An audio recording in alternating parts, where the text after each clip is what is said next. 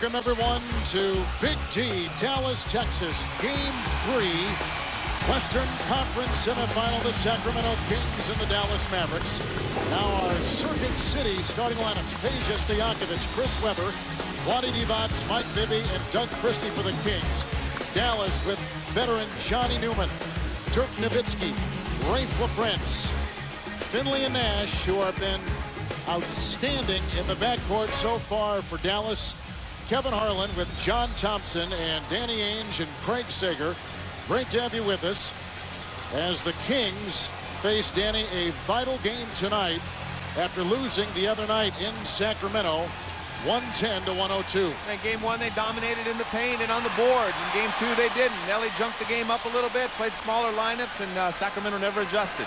And I think, Kevin, this game is going to be all about pace. The pace that Dallas wants is up and down. The pace that the Kings want is up and down. But Dallas wants a faster pace, and the Kings want to control if the break is not there. And the first shot tonight by Nowitzki with the rebound by Webber. And here comes Mike Bibby facing Nash. That was a sensational matchup in game two. Christie to Webber. LaFrentz is on him. A screen by Webber. Wiggling his way inside Bibby. Back out to Webber. Shot clock at 5.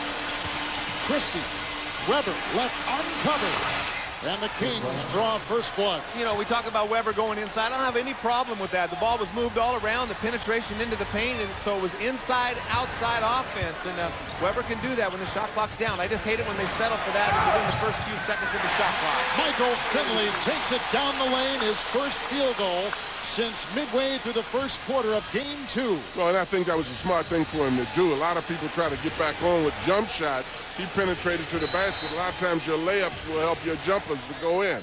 That's a defensive 3-second violation.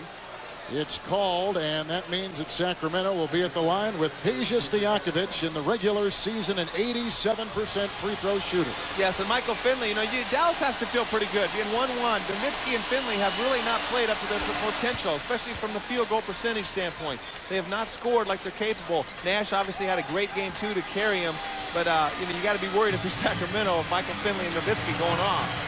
Here's Christie, great fake on Finley, down the baseline, and hammers it home. Watch your head. Speaking of going off right there, he went off a trampoline right there. Watch your head, boy. Our officials tonight: Joe Crawford, Bob Delaney, and Derek Stafford. Nowitzki finding Nash, a screen and a defensive switch. And now the mismatch. Bibby, now a little help from Webber, guarding Nowitzki. Finley, they swing it to Newman for 3. And a rebound by Mike Bibby. You notice the Kings are being far more cautious. They want to keep Dallas on defense a little longer than they did in game number 2. I hope they aren't too cautious because they're a good fast break team, too. Divac tries to corkscrew his way down the lane. Met by Nowitzki, who picks up his first foul of the game. Well, Doug Christie is an excellent pick-and-roll player. Finley feels Vlade right there. He goes away from it right there. A weak side rebound or shot blocker, LaFrentz, who's excellent. Not even a factor on that play with Doug Christie. Especially when that left arm is in your chest. That'll do the trick, won't it, huh? Hey, John, Divac from game 1 to game 2, a dramatic difference in his rebound. His scoring was about the same, but in game 1, 16 rebounds. In game 2, just 1 rebound. Why the difference? Well, Kevin, I can't totally figure that out. One thing that I think happened is that the pace eventually got to him. I know he was cramping up at the end of the game. At a crucial point of the game, he was receiving ice and treatment from the trainer when he should have been on the floor. But he definitely has to be a factor in order for the Kings to have an impact. So the Kings by 5. And they've gone 3 of 3 at the free throw line. And here comes Nash, picked up by Bibby. Nash decides to accelerate and kick it out. Newman. Nowitzki picked up by Stojakovic. Now doubled by Divac. Shot clock at 4. Nash for 3. That'll be off. And a rebound by the leaping Doug Christie. Not a very good shot. Other than the Finley drive right now, Dallas has not had what I call a good possession. Christie, who has scored well in this series, and Chris Webber with a rebound by Nowitzki and a shove inside and a Sacramento foul. And it goes on Vlade Divac for the first time. Well, and that was from Divac pushing him. It's always very difficult when a little guy is under a big guy boxing him out sometimes.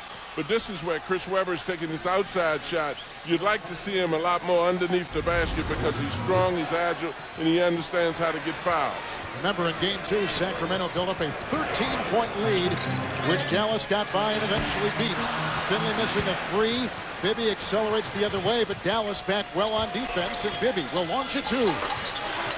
And that's a fine line right there. Beautiful shot by Bibby. He's really played well in this series and in the Utah series. But, you know, you want to play inside, but he's got to maintain his aggressiveness. And almost thrown away. Divac to Webber, 2-on-1. Bibby, LaFrentz, the lone defender, and down it goes. And every starter for the Sacramento Kings has scored. Bibby has got 4. Another great play right there, but that's unusual when your power forward is leading the break and finding the point guard. Sacramento's on a 9-0 run to start things off. Raef LaFrentz, who had a dramatic improvement from Game 1 to Game 2 and gets his own miss. Dallas shooting 16% down the lane. Dallas 1 of 7 to start things. Well, and you see now the Kings are picking the pace up. The last 2 times they got the transition basket, the early possessions, they walked it almost literally and took their time. And this is what Ottoman wants them to do. He wants them to control the pace and make good judgments as to whether the break is at. The Sacramento Kings have started the game 5 of 6 from the field. And they're doing a great job on the defensive end. We hear about the offense of both of these teams, but Sacramento's defense has been excellent.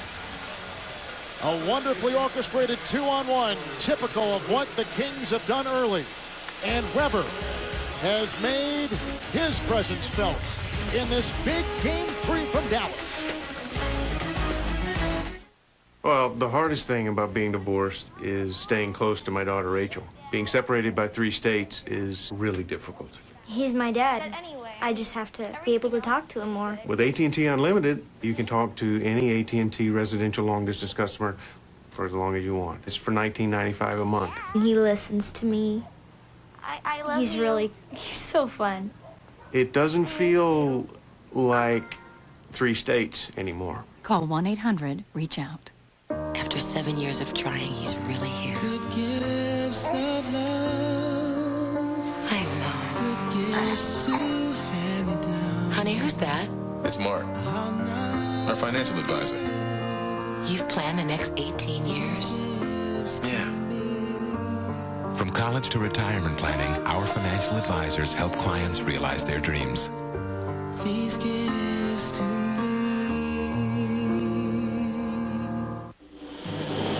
We are the sons and daughters of every hometown, playing this great game from street corners to cornfields. I am USA Basketball. And this summer, we will come together in this nation's heartland to take on the world. We are USA Basketball. Watch the USA Basketball team compete against the greatest players from around the world at the 2002 World Basketball Championship. For tickets, call 1-800-4NBA-TIX or log on to 2002worldbasketball.com. Watch Charlie Sheen and Chris Tucker in Money Talks Sunday night at 8 on TNT.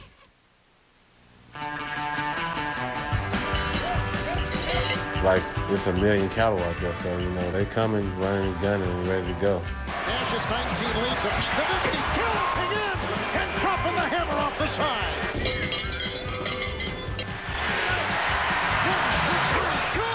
Steve Nash. He's a flamethrower. I'd probably jump on the back of one of them and ride them out. Number 4 to play in the game. Great spin move by Nash with a spectacular pass. Steve Nash pulls a Houdini. I hope I'm going to run like to get out the way. Nash at the other end. Nowitzki trails. Jams it on a great Nash feed. And Mark Cuban, the owner, on his feet. His Dallas Mavericks have their biggest lead tonight. And we are in Dallas, Texas, where they've got big hair, big bells, and it is a big Game 3. Kevin Harlan, John Thompson, Danny Ainge, and Craig Sager. We've had a timeout. A spectacular beginning for the Sacramento Kings, up 13-2. Already a substitution for Dallas. Greg Buckner has come in, joining Nash, Finley, Nowitzki, and LaFrentz. Dallas has missed their last 5. The Kings starting 5 stays the same. And it's Nowitzki plowing inside, finds Stojakovic and finds it. Well, he did a great job of taking the ball away and putting his body in. A lot of players lead with the ball and get stripped. That was a beautiful play on his part because he was covered fairly well. It's Weber with the deceptive fake around 2. Oncoming Mavericks, and he finds it inside. Oncoming Mavericks just to get out of the way. Nowitzki's 7 feet tall. He might as well be 6'1" right there on that defensive possession. And Greg Buckner at the other end. Greg Buckner, great substitution by Nelly. He gave him a huge lift in game 2 and was a big factor. The guy's averaging a rebound every 2.6 minutes in this series. Maybe with the miss, the rebound by Nowitzki. He's 7 foot, but he can dribble like a guard, as you can see here, but pickpocketed by Christie. A 2-on-1. Nash defending, and Christie enters at the other end. Well, that's what happens when a big guy can dribble like a guard. He usually gets stripped by a guard. I think Dallas is trying to step the pace of this game up, and it was beautiful what Bibby did. He took his time and didn't get caught up in it. In the last game, they got caught up, meaning the Kings, in the music a little bit too much. That's Dirk Nowitzki with the miss. He begins 1 of 3, rebounding +2 for the Kings, who have led by as many as 11. Gallus is yet to lead, approaching 6.5 to play in the first, and Vlade Divac scoops it home around the place. I love it. I love it. You've got to love that, Ainge. Even you're smiling on that one. Look at that big guy. And LaFrance at the other end. Counted for 2 and a foul. Now I don't understand that call, because he jumped in to initiate all the contact from Vlade. Bibby goes down the other way. Right here, you see Vlade, he's going to retreat. He gets right there. He's just standing straight up in the air. There's no foul right there.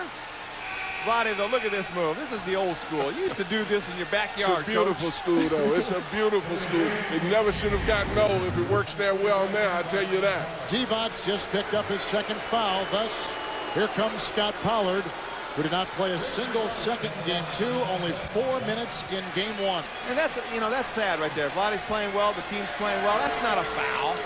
Come on, this is playoffs. I see we still have the 4-man crew today. Danny's been added to the crew. Well, Bibby went down the time before. I just wanted both ways. I don't really care who wins this game. I'm just looking from there. I hate to see good players get taken out of the game. You just like to officiate, Ainge. No question. Inside quick fix by Christie. Weber misses the jam, and it ricochets out of bounds. That's all right. You can't be too disappointed with that. That's great. Great execution.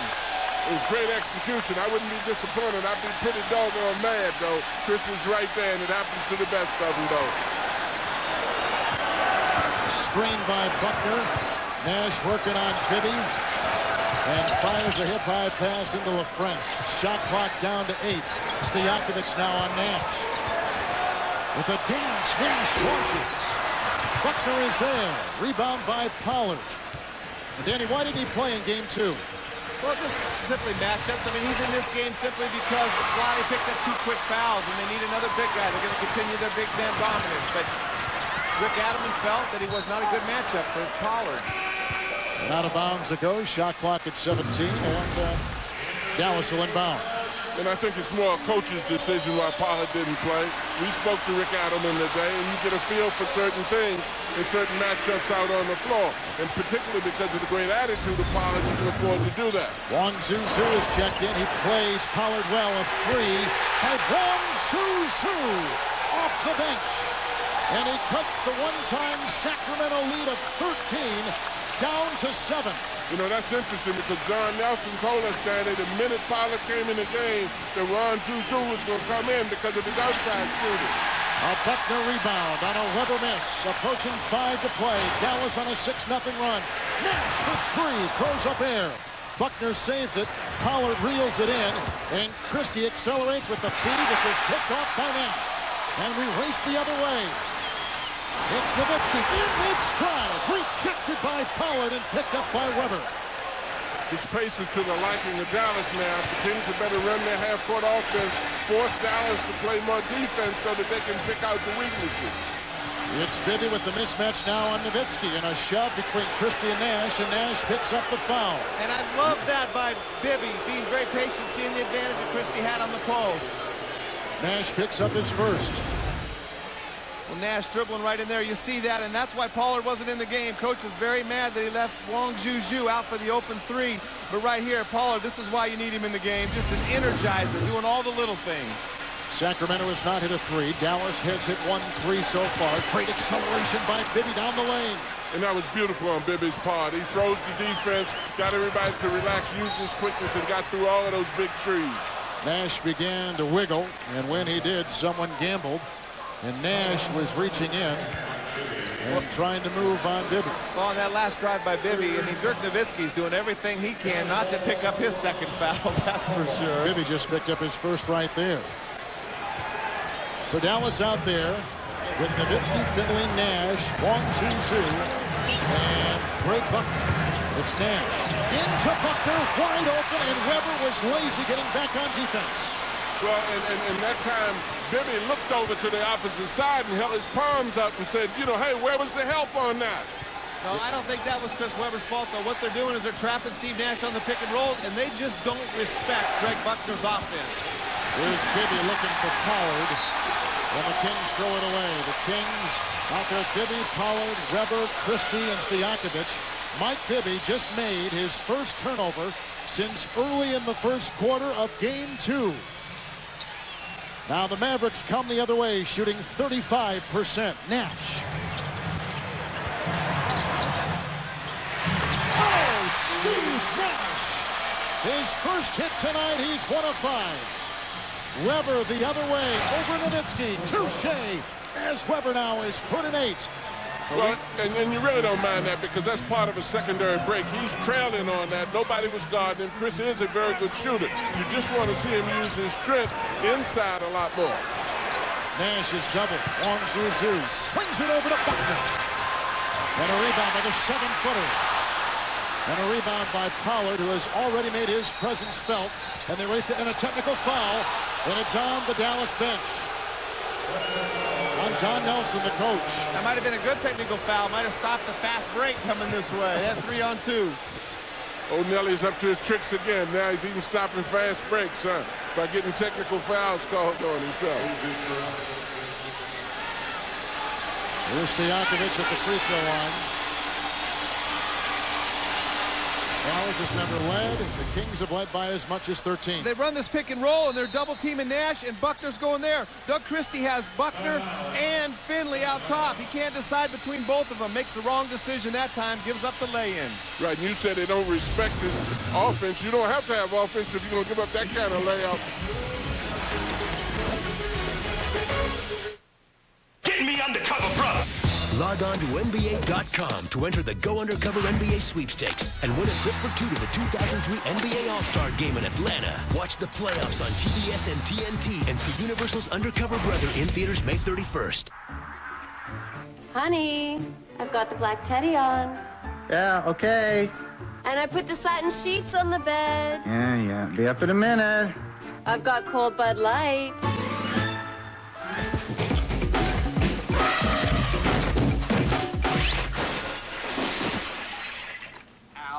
Honey? For the great taste that won't fill you up and never let you down. Oh. Steve? Debbie? Make it a Bud Light. Jay and Silent Bob are here. Jay and Silent Bob movie? What? And these two guys from Jersey are on a mission. Is Hollywood ready for Jay and Silent Bob? Hey! The real Jay and Silent Bob are breaking into show business. I hate how fake Hollywood is. Whoa! Jay and Silent Bob Strike Back. Now playing on pay-per-view. Tune to the 100s and order with your remote. Want the most entertainment choices at a great value? At DirecTV, we make it easy. The Total Choice Premier Package has over 185 channels of the best we have to offer, including all of our premium services, HBO, Starz, Showtime, Cinemax, and Sports Pack. Total Choice Premier delivers more choices for everyone in the family, giving you maximum choice at a great value. Total Choice Premier. Order now.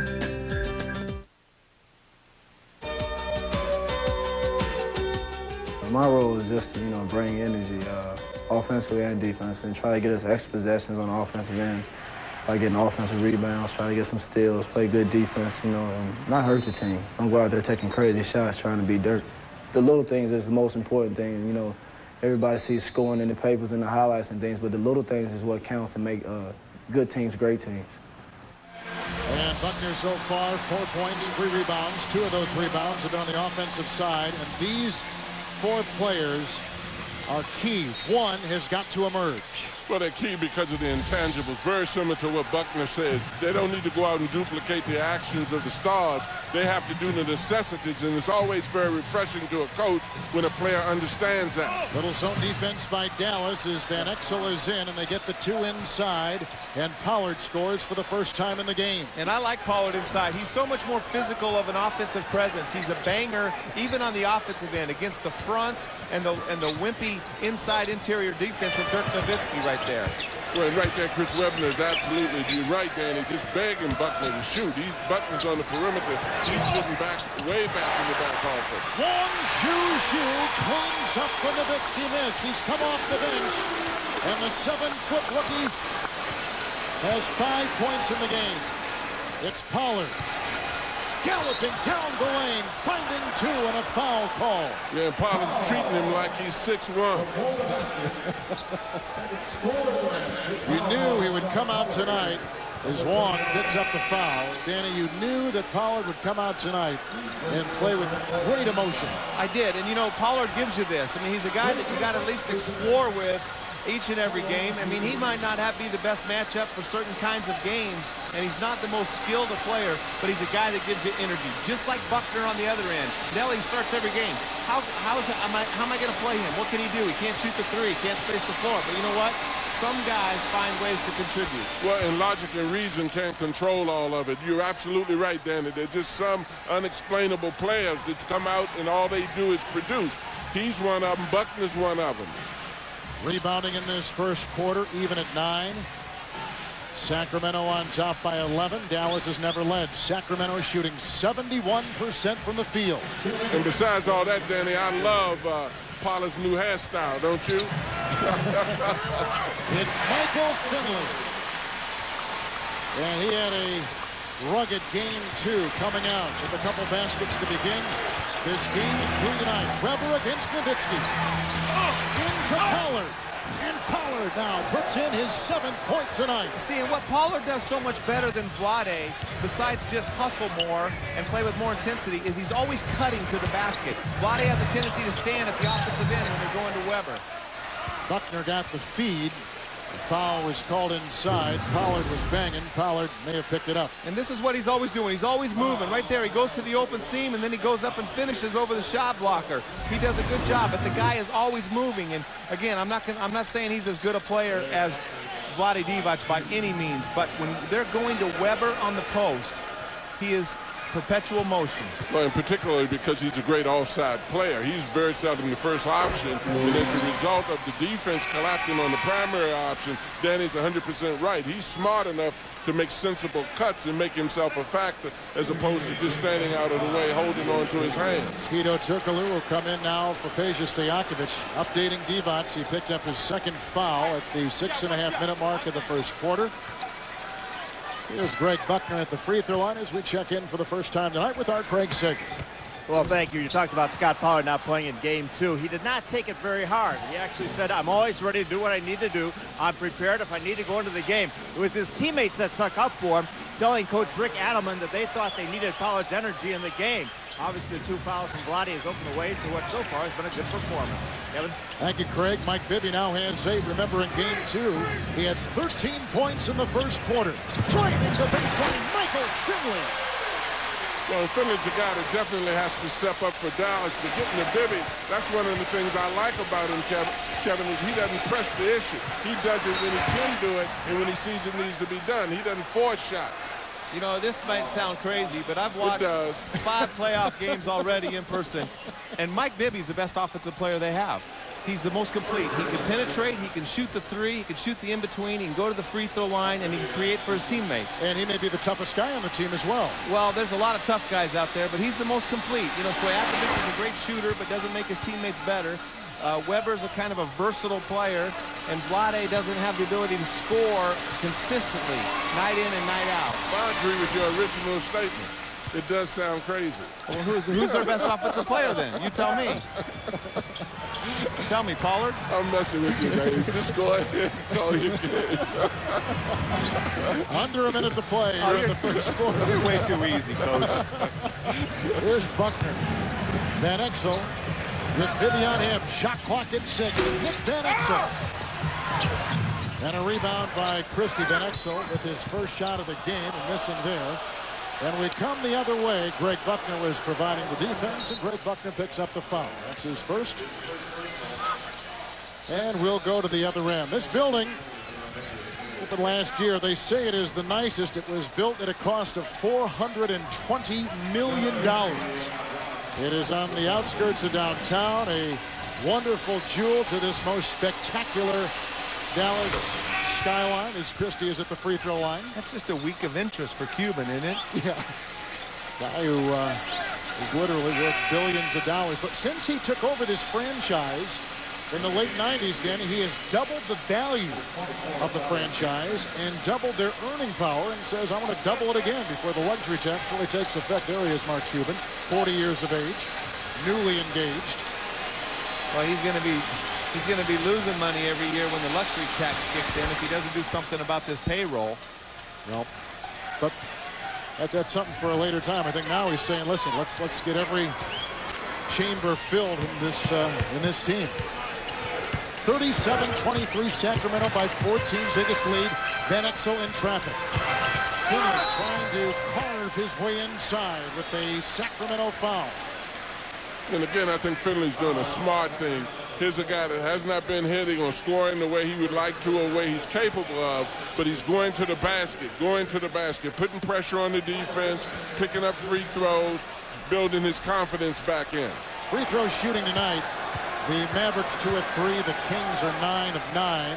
And, you know, we always think of the big three, Danny, with Dallas, but Steve Nash right now is taking center stage and is truly in the spotlight. Yeah, and game 2 was very much like this game. Nash got off to a very sluggish start in game 2 and came back with a spectacular performance. Right now, he's had a tough first quarter. Van Exel and Nash both checking out Buckner, Johnny Newman, Sean Bradley, Finley, and Eduardo Najera. Then for the first time, as you take a look at Finley, what he's shot in this series, only 35%. They say he is the heart and soul of this team. Well, Michael Finley has the ability more than anybody on their team to make tough shots against great defense because he can elevate and he can shoot the distance. No fouls to give either way. Bobby Jackson new in the game. Driving on Buckner, sliding down the lane with the foul. Oh, and now Weber and Bradley and a double team. One on Weber and one on Bradley.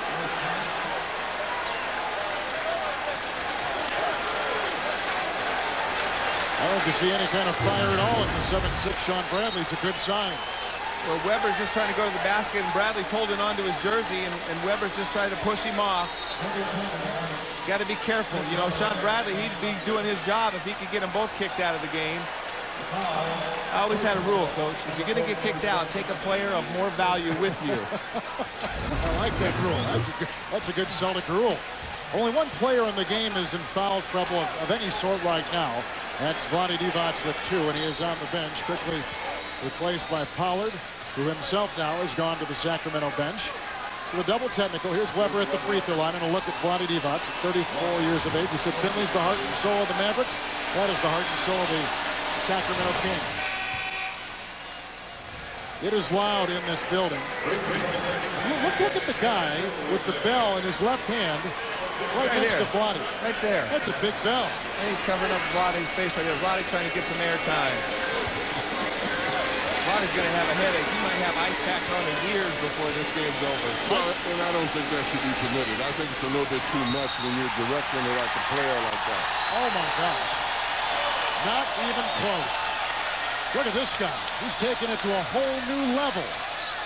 A level that should not be permitted.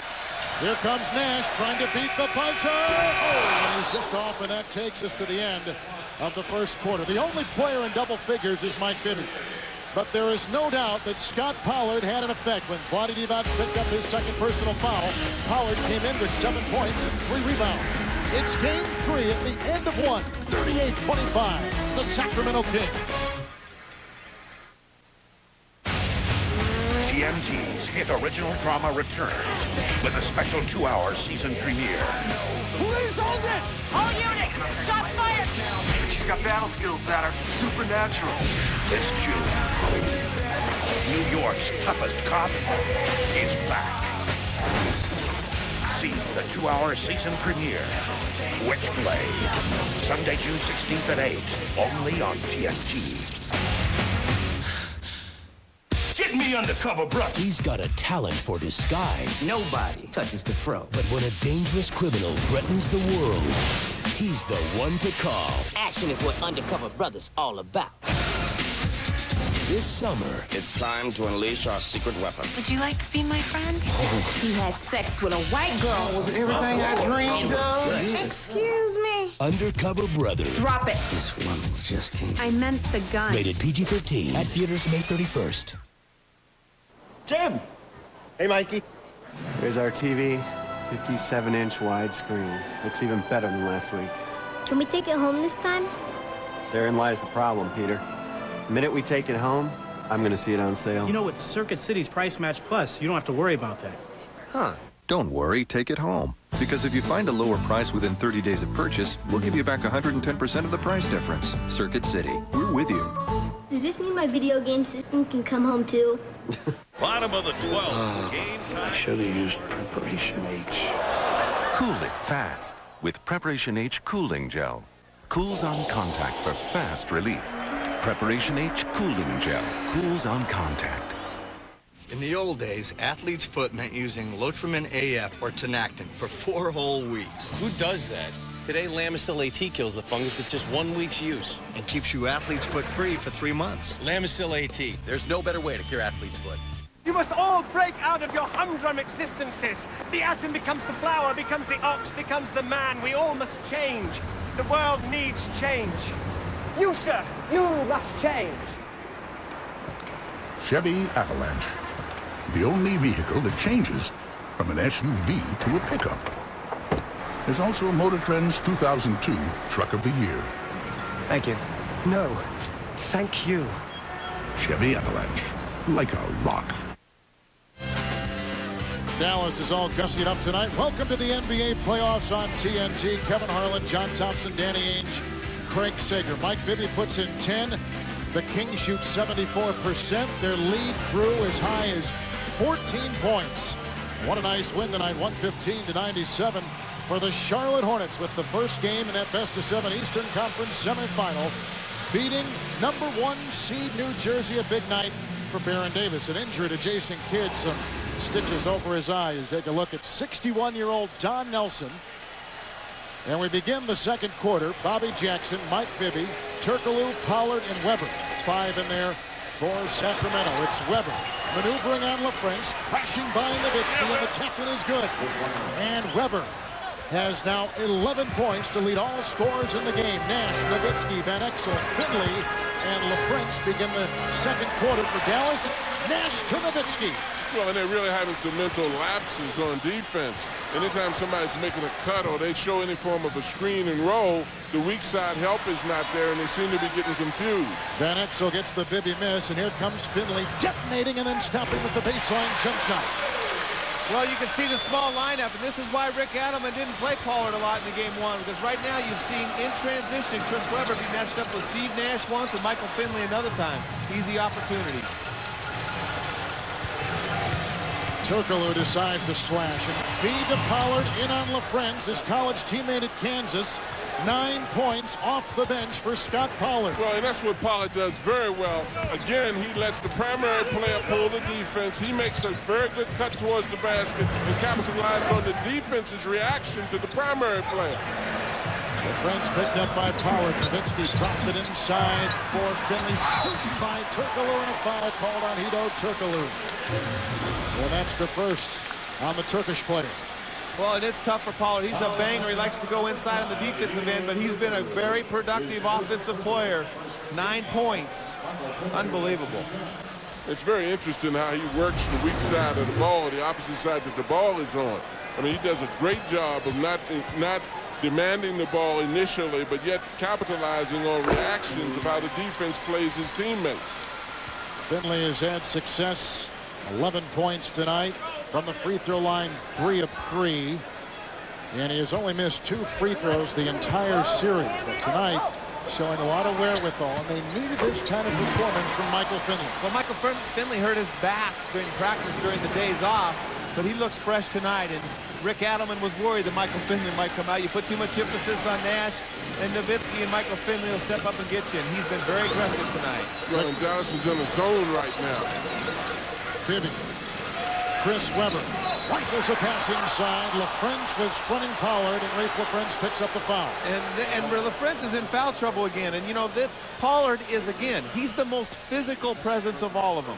He is, you know, just in his post-ups. Everything he does is way more physical than Webber or Divac. And I think his activity, you're 100% right, his activity, he causes so much action, as he's doing now, screening the wing on that zone. Mike Bibby for 3. And Bibby now in the contest has put in 13 points, 5 of 7 from the field, and a turnover with Bibby on a 2-on-2 with Jackson. Off to Bobby Jackson. And picked up inside by Nash. He'll trigger it to Finley. It's 1-on-3, and Finley retreats. Then drives, then feeds. Nash for 3. And the rebound, Nowitzki bumped by Pollard, and a foul called on King Scott Pollard. That's the second one on him. Even when he fouls, he's still doing okay. Nowitzki looked at him and goes, man, that guy's crazy. Nowitzki and Pollard are going for the loose ball right here. That's really bad acting by Pollard. That's one thing he can't do. Looked like he was trying to rope one of those doggies. Born in Utah and raised in California, Scott Pollard played for a couple teams. No success, comes to Sacramento. And he is in full flower for this Sacramento Kings team, the #1 seed in the Western Conference. Nowitzki to Finley. And outside, Rafe LaFrentz, who has got a deadly 3-point game. And now the Dallas Mavericks have started the second quarter 3 of 4 from the field. It's Webber. Christie picked up by the smaller Nash, who's at 6'2". Christie's at 6'6", doubled by LaFrentz. Oh, and it's picked off by Finley. Buckle up, baby, for Michael Finley.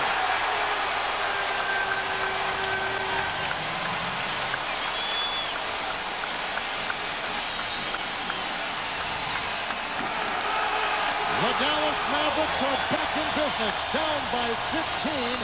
They've cut it to single digits.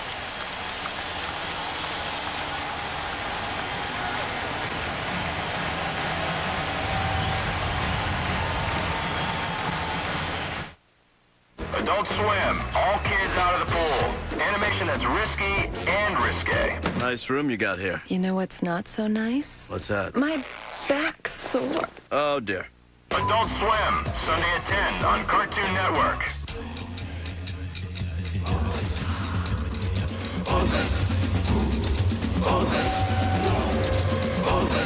Chili's tender boneless buffalo wings. Bones bad. Meat good.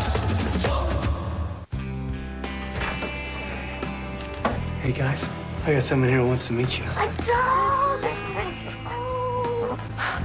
A dog? A dog. But you told them we couldn't get a dog until we got the house. Did you hear something from our lender? We got the house. Call the Fannie Mae Foundation for a free guide to help put you on the path to home ownership and for a list of lenders and credit counselors.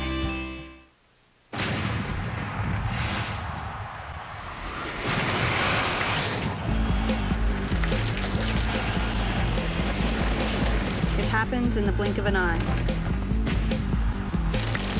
That defining moment in every game.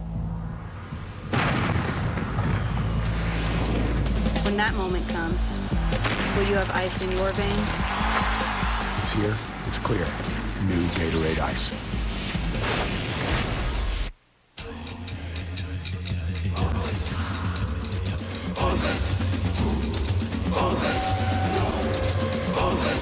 Chili's tender boneless buffalo wings. Bones bad, meat good.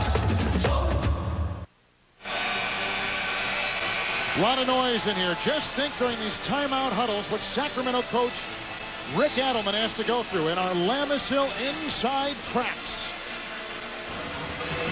Obviously, the hit does. Will go down. Does hit a dribble out you at the elbow. Let him up and play.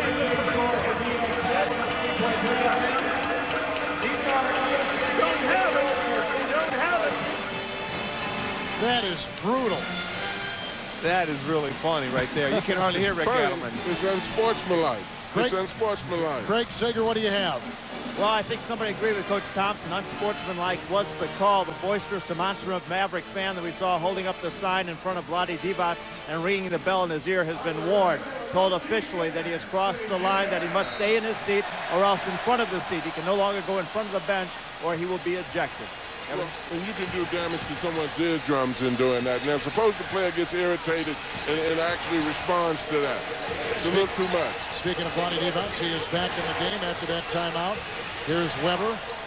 Off to Christie. The Kings are shooting 68%. Christie had it. A little bit of movement inside. And a violation called on Christie. That's the first on him. And right here, it's always tough to posting up a littler guy when you're trying to back him in and gain ground. You know, you got to sometimes turn and shoot over the guy. Nash is a better actor than Pollard was down at the other end. That's all that was. And the referee took sympathy for the little guy. Here come the Mavericks who have never led, shooting 44% from the field. Michael Finley over Turkoglu. A Christie rebound. That's the fourth for him tonight. Doesn't seem to have his rhythm on his jumper, Danny. Finley was penetrating very well, but that shot didn't look good. Jackson over Van Exel. Chased and retrieved by Nash. Out of the blocks and off to the races and back to Finley working on Turkoglu with a series of fakes and twists and finally launches. Ray Prince taps it in. Hey, Vlade's got to start playing harder. Absolutely. You know, that wasn't happening when Pollard was in the game. That's ridiculous to give up points like that. If he's worried about foul trouble, wait till the second half to play. It's Chris Webber answering at the other end. He's got 13 points. He is 6 of 10 from the floor. And I like Chris Webber's game tonight. You know, we always talk about his outside shots and all that kind of stuff, but he's active. He's going to the post sometimes. He's shooting on the outside, and he's playing good all-around basketball. Nowitzki slips. They call the jump ball. Rebounding tonight, Mavericks are +2. No, and this is just a perfect example of what Danny was talking about. He goes up and takes a fadeaway jump shot. Vlade jumps up, and the French just comes around, and rather than go for the ball, you're too close under the basket. Go in and attack the offensive man and keep him off of the glass, and then look for the ball. Turkoglu checks out. Stojakovic checks back in the game. Stojakovic has had a good rest. He's had a very ineffective offensive game right now, but earlier in the game, he was doing a nice job of defending Nowitzki. Stojakovic scored 26 in game 1, 14 in game 2. Nowitzki bats it back to Nash. Shot clock at 12, 7.5 to play in the first half. Game 3, Dallas. Nash is 1 of 7. And finds a 3. Steve Nash is put in 5. And Christie is down, and a timeout taken by Rick Adelman. 22nd timeout. Anytime a guy as tough as Christie goes down, you got to worry when he stays down, because this kid's got so much grit that you know that it's something that's very serious that keeps him there like that. And there's got to be some wet spot on the floor, because Nowitzki did the same thing. He drove in the time before. Maybe they didn't get the floor cleaned up on his last ball. They get him up on his wheels, but let's see if he slipped and perhaps turned an ankle. Right there, looked like he. Oh, ouch! Webber's foot. It looks like. Well, he missed it with the foot that he was going to step on Nowitzki's, but he got drugged that last one behind him, that right foot. And Christie has been key. A season playoff performer with the Lakers, the Knicks, Toronto, and now Sacramento. One of the great defensive players in the NBA, and gritty, and has done everything in virtually every category in this series. Well, what he does best is play the weak side defensive slot, meaning you got to cover 2, sometimes 3 people on the weak side and take the first pass. He's one of the best in the league at doing that. Bobby Jackson is in. Full court pressure by Dallas for the first time in a couple games. Approaching 7 to play. We are in the second quarter. Webber drew the foul from Nowitzki. The shot won't go, and a foul called on Nowitzki, who picks up his second foul. And he, along with LaFrentz, have 2. And a couple players with 2 for Sacramento. Divac and Powell. And they got to keep going at those guys on the post right now. And Don Nelson is doing a great job, I think, of mixing his defense to try to throw the pace of the Kings off. He went 2 times 3 possession zone to throw their rhythm off, and then he went full court man. Divac squeezes one up, and he's got 6. 2 of 2 from the field for Vlade. And when Dallas gets on these kind of rolls, that's when you have to slow the game down. You got to make sure you get the ball inside, make sure they don't get these 6- and 8-point runs. Dallas is trailed by as many as 15, down by 8. Nowitzki tried to drop it inside for LaFrentz, picked up by Stojakovic. Ahead it goes to Bibby. Baseline, Jackson, down the middle it goes. Good patience and poise right there by Bibby. But again, Dirk Nowitzki has shown us throughout this series he needs to really work on his passing. Not a good passer at all. Finley, 5 of 9, down the lane, and scoops it home.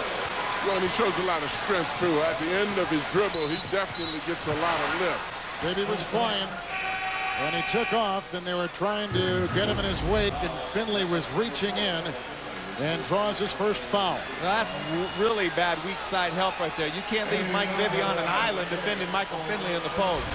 Naharad comes in for Nowitzki.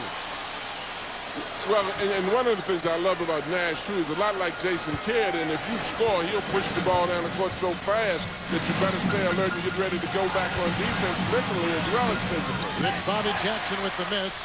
Here comes Dallas with the LaFrentz rebound. And Nash into Jackson. No word yet on Christie. Injured and in the locker room. LaFrentz for 3. Tapped and won by the Kings, and Weber's got it. Triggering it off to Bibby. 13 points, 5 of 7. Sacramento is at 1-3. Here's one by Stojakovic. Only his second shot. It's a miss. Down court for Finley. What a pass! And that play was made by Nash again, putting pressure on the defense.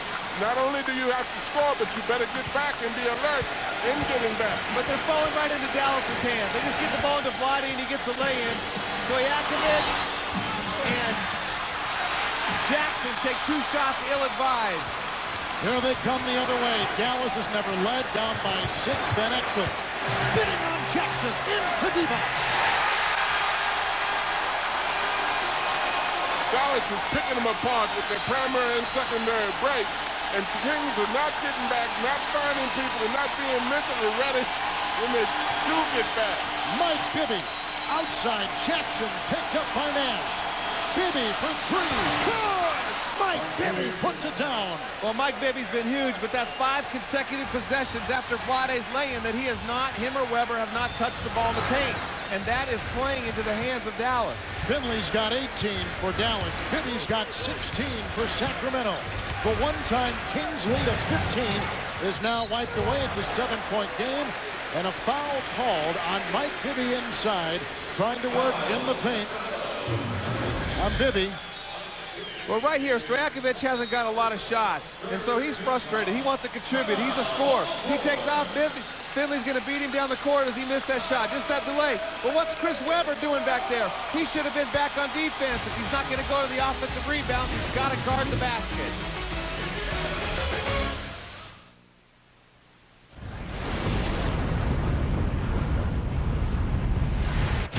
This is Silverado Heavy Duty, with the most towing capacity of any heavy-duty pickup.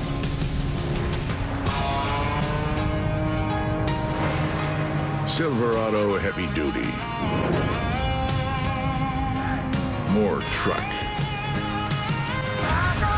From Chevy.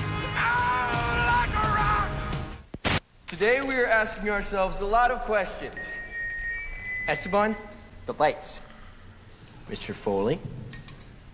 Questions like, where will I go from here? What do I need to get there? Will I have help along the way? As we stand on the threshold of a bright future, there are answers, and the folks at Dell have them. They'll help you figure out exactly the PC that's right for you, all at a price no scholar can debate. So I say to you today, Carpe Dimension, seize the Dell. Call or go online now and get a Dimension desktop for just $749, featuring an Intel Pentium 4 processor that delivers awesome performance for today's digital media, music, photos, gaming, and beyond. And for a limited time, you'll get a free CD burner or DVD upgrade. There's great deals on notebooks, too. Steven, keep the line moving.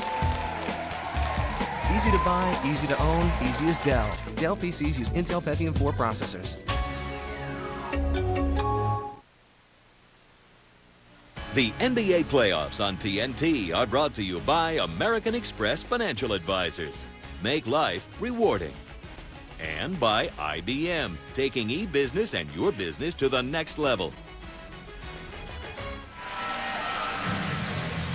Amex leaderboard tonight here in Dallas. Most coaching victories without an NBA title. You see Don Nelson, who was the 6th man on 5 Boston Celtic championship teams. Recently, though, he says it's been some kind of ride for the 61-year-old Don Nelson. A year and a half ago, diagnosed with cancer, which he beat.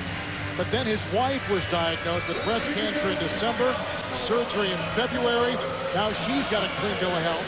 He says it put all his basketball accomplishments in perspective. A strong family man, and John, a one-time teammate of yours in Boston. Well, and Nelly played the game with his head. He's another guy that you talk about the intangible things, the support things, playing off of guys who were superstars. He did a great job of doing that, just as he's doing a great job with his team. After the timeout, Van Exel with the miss, picked up by Weber. Out there with Divac, Bibby, Jackson, and Stojakovic. Dallas with Nahara, LaFrench, Nash, Finley, and Van Exel. It's Nahara on Weber. And with Doug Christie injured, oh my goodness, what a pass. And a miss by Divac.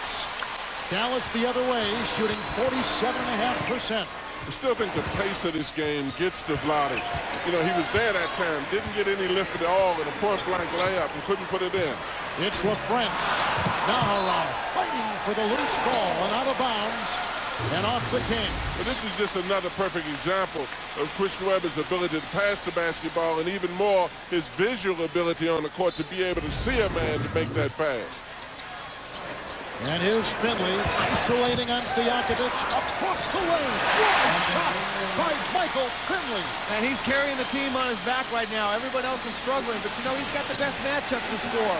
Nowitzki's had a tough time. Nash has had a tough shot. They have not had very many easy looks. And again, Michael Finley better than anyone on that team. Weber inside the D-box, 2 consecutive misses from point-blank range. It's Finley. Buckle up for Nahara. Well, see, Nahara made a smart move because he didn't try to dunk that. He realized the fact that his thumb was hurt. I think Finley lost sight of it by throwing him an alley-oop. But Nahara was very smart with that. Jackson for 3. Divac fighting for it. Weber cleans it up and stuffs it inside. Well, Vlade kept that ball alive. We got to give him some credit. The guy's missed 2 point-blank lay-ins, but he just doesn't look like he's moving very good. I don't think it has anything to do with the pace of the game. I think it has to do with just fatigue or athleticism or something, because he's just getting destroyed. Stojakovic to Jackson, who never broke stride, coming off the wing and a foul. Well, it's a very difficult thing to play Dallas because you've got to control the tempo as best you can. You don't want to stop running, but you want to be smart enough to take simple shots. This is a perfect example of Chris Weber's hustling. Vlade gets the fingertip and creates this. Weber comes back in and puts it in. Now you look at Finley. Finley's doing a great job of getting into the lane. His jumper isn't hitting deep, then he goes up and makes this. Now look at Nahara. He almost misses this ball. He can't catch with a broken thumb, but he somehow gets it in with his wrist.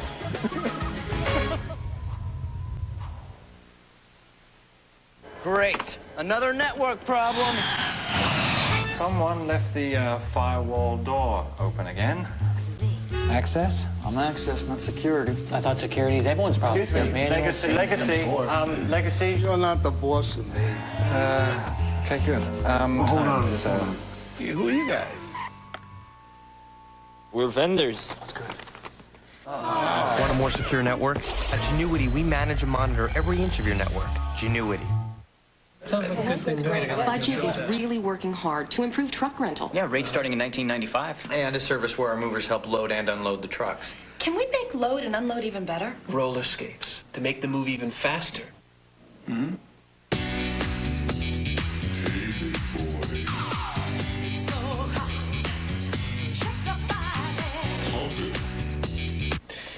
They don't need roller skates. Yeah, not roller skates, but load and unload. Is that your idea? That's a terrific idea. I have 9 grandchildren in 3 time zones. I try to talk to one of my grandkids every day. It can get expensive. I call her Nana. A friend of mine told me about AT&T Unlimited. Mary has a little For $19.95 a month, you can talk to anyone who has AT&T long distance at home. She likes to talk to me. You can talk as long as you want. She likes to set the table, and she likes to sleep. Call 1-800-REACH-OUT.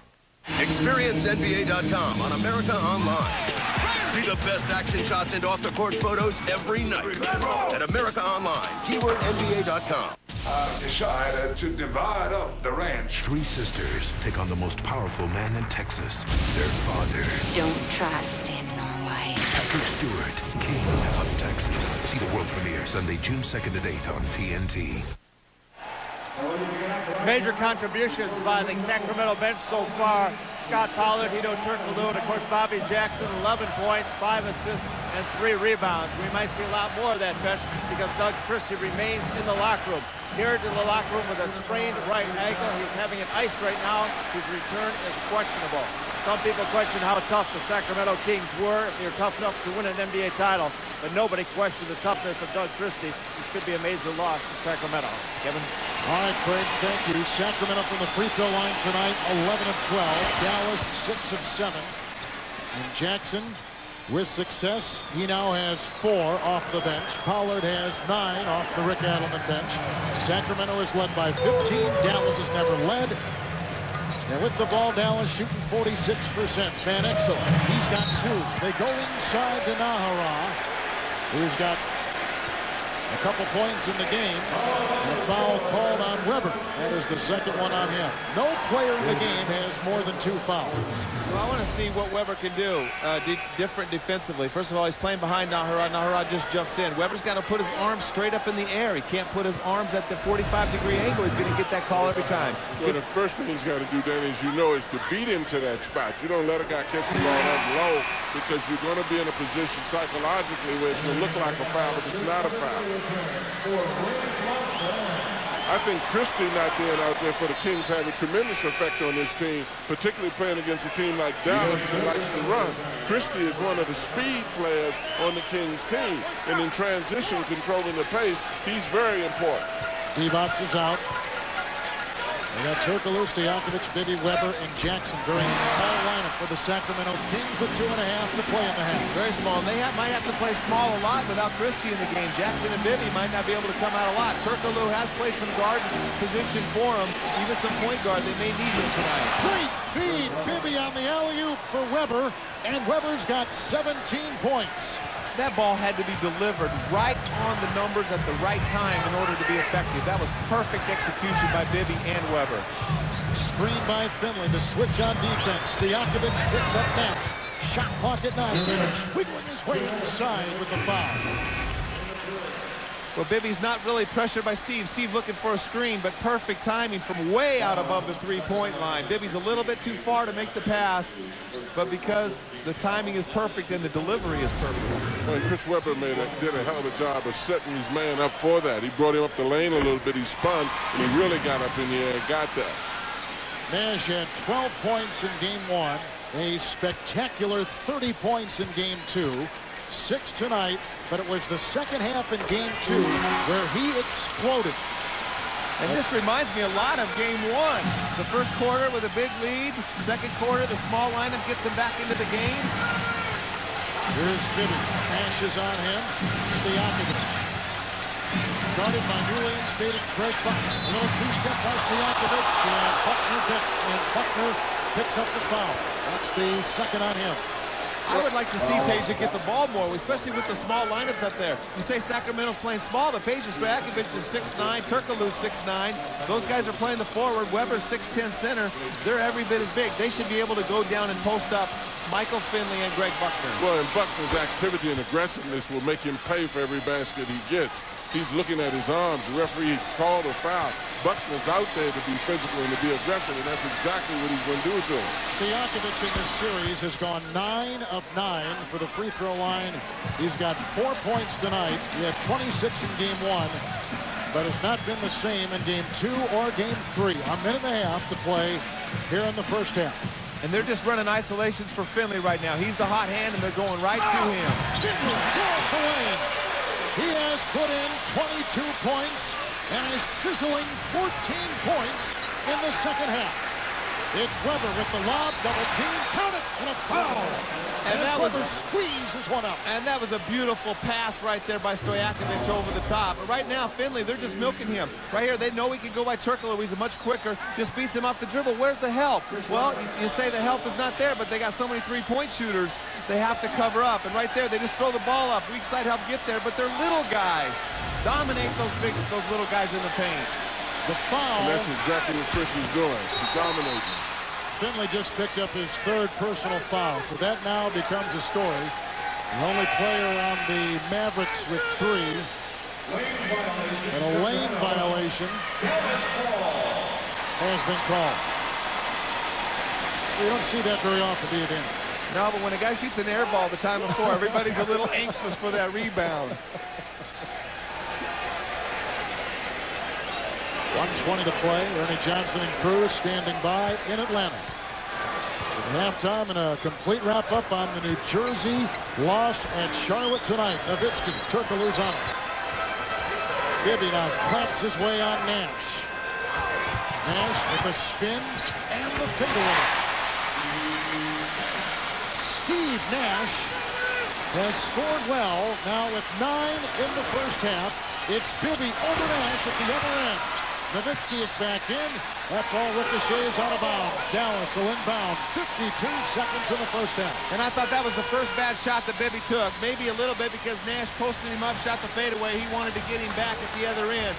But we got to, you know, Sacramento, they've got to find a way to get the ball into the post and then come back outside. Well, and patience was the thing that helped them early in the ball game. The bad thing about playing Dallas is you get caught a little bit up in their music. Nowitzki. Dirk Nowitzki's got 6. And Dallas trails by 3. A half minute to play in the first half. Turkoglu. Oh, and a clutch shot. And this is exactly like game 1 where they shot 63% in the first half. Game 2, I mean, and right now they're shooting over 60% again, and they're only up by 5 with a chance to only be up by 2 or 3 to end the half. Dallas is shooting 49%. Sacramento, as you see, 61%. It's Nowitzki in a 5-point. Oh, and Jackson throws a punch. And he's been ejected. He's gone. Bob Delaney looked like he tossed him. One referee tossed him, Kevin. The other one called a tap. Well, you got to be careful right here. You can't be motioning guys to get out of the game unless you saw the whole thing. Well, he's got a technical foul. We do know that. But will they uphold the ejection? And that is what our veteran crew is discussing now. Danny, can they take away an ejection? Sure. They're conferencing right now. They can take away anything because, you know, you got to be careful if you're an official just coming in at the last second, not seeing the whole thing. Now, what makes this so crucial is Doug Christie is in the locker room with a badly sprained ankle. If Jackson is tossed, a depleted Sacramento Kings lineup, the technical has been called. Well, and if he's ejected, that's another speed person against a speed team, and that definitely hurts the Kings if they put him out. And a technical foul, number 24. Right here, Bobby Jackson just battling. Nowitzki's posting him up. They're just going at each other. Right here, the ball gets knocked loose. But they fouled it. Oh, he didn't punch him. He just slapped him on the arm. Nowitzki hit him with an elbow first, though. He swung an elbow back at him. Well, not first. He did a second. But see, he hit him first. But watch. The big guy hit him first. He swings an elbow back, and Jackson retaliated. Right Absolutely. there. You're wow. right. John. You were right one I time. wear glasses, but I can see. I know, and you're not sticking up for the big man. No, I'm not, because he didn't do it. But still, I agree with Danny. I think you straighten that out. I like what the officials did here. You know, rather than just eject the guy, they got together, they talked about it, and left the player in the game. Right, you see Bob Delaney, the official, he throws the ejection sign, but he's got his back turned right there, and he sees that. He sees him slap his arm and throws him out. But the other officials came in, calmed it down, and they got the thing right, although they did miss the first elbow by Nowitzki. And as you know, Dan, it's always the second man that the official sees. When you react to something that happens to you, it always is that guy that's being thrown out. And as you guys indicated, they can't lose Jackson now because they lose another speed person. No fouls to give either way. Final seconds of the first half. A 2-point game. Bibby against Nash. Turkoglu with the whistle. And he steps out of bounds. So now 7.5 seconds remain, and the Mavericks can tie or take a lead with the 3. And a timeout taken by Dallas.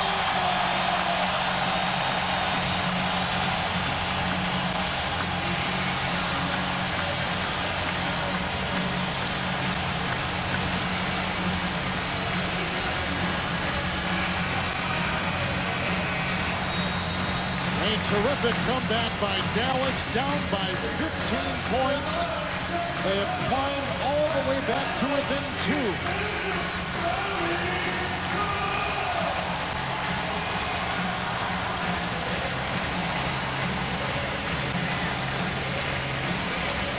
(66-64). We've seen some great shooting by the Sacramento Kings. Another high-scoring first half in this series. So it's Van Exel, Nash, Finley, Wong, Zhu, and Nowitzki. Dallas has never led. Nash. Wong for the tie.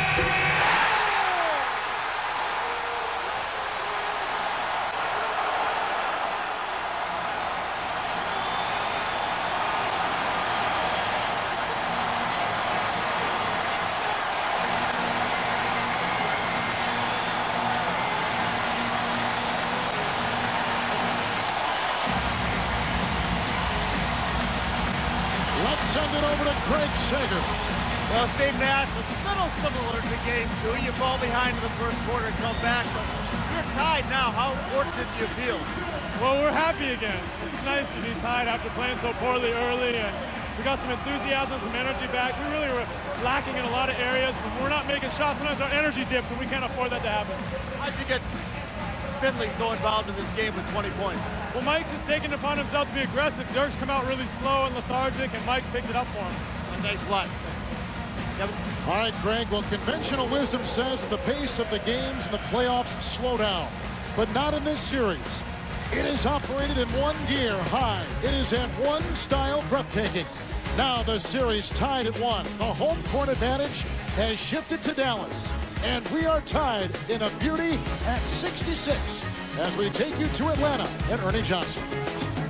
And it's time for the AT&T halftime report with Charles Barkley and Kenny Smith and our guest for the evening, Jalen Rose. 66 even apiece. Kevin Holland's doing it. And now. just like game 1. No, just like every week we get insulted by your counterparts. You should not be insulted. Ernie, we are a team. We are a team, but you shouldn't expect them to say if they 3 say, names. you know what? And here comes 4 Dirk names. Nowitzki. And then say the It's Dallas just like Mavericks. when I toss to them. That would be when I toss wrong. to them, I say Kevin Harlan, and he introduces Danny Ainge and John Thompson. That's the way it works. At any rate, welcome to the AT&T halftime report. You know what one of the tough things about a doubleheader night is? If the first game runs a little bit long, then some of the things that the crew does for the second game don't make air because we're running right into that other game, and you don't ever get to see them. But tonight we're making an exception. Take a look at this. The days of the great cattle drives were a time of glory. It is again a glorious time in Dallas, with the biggest and best basketball weekend since the late 80s. Bells are ringing. The Mavericks are again stirring up dust.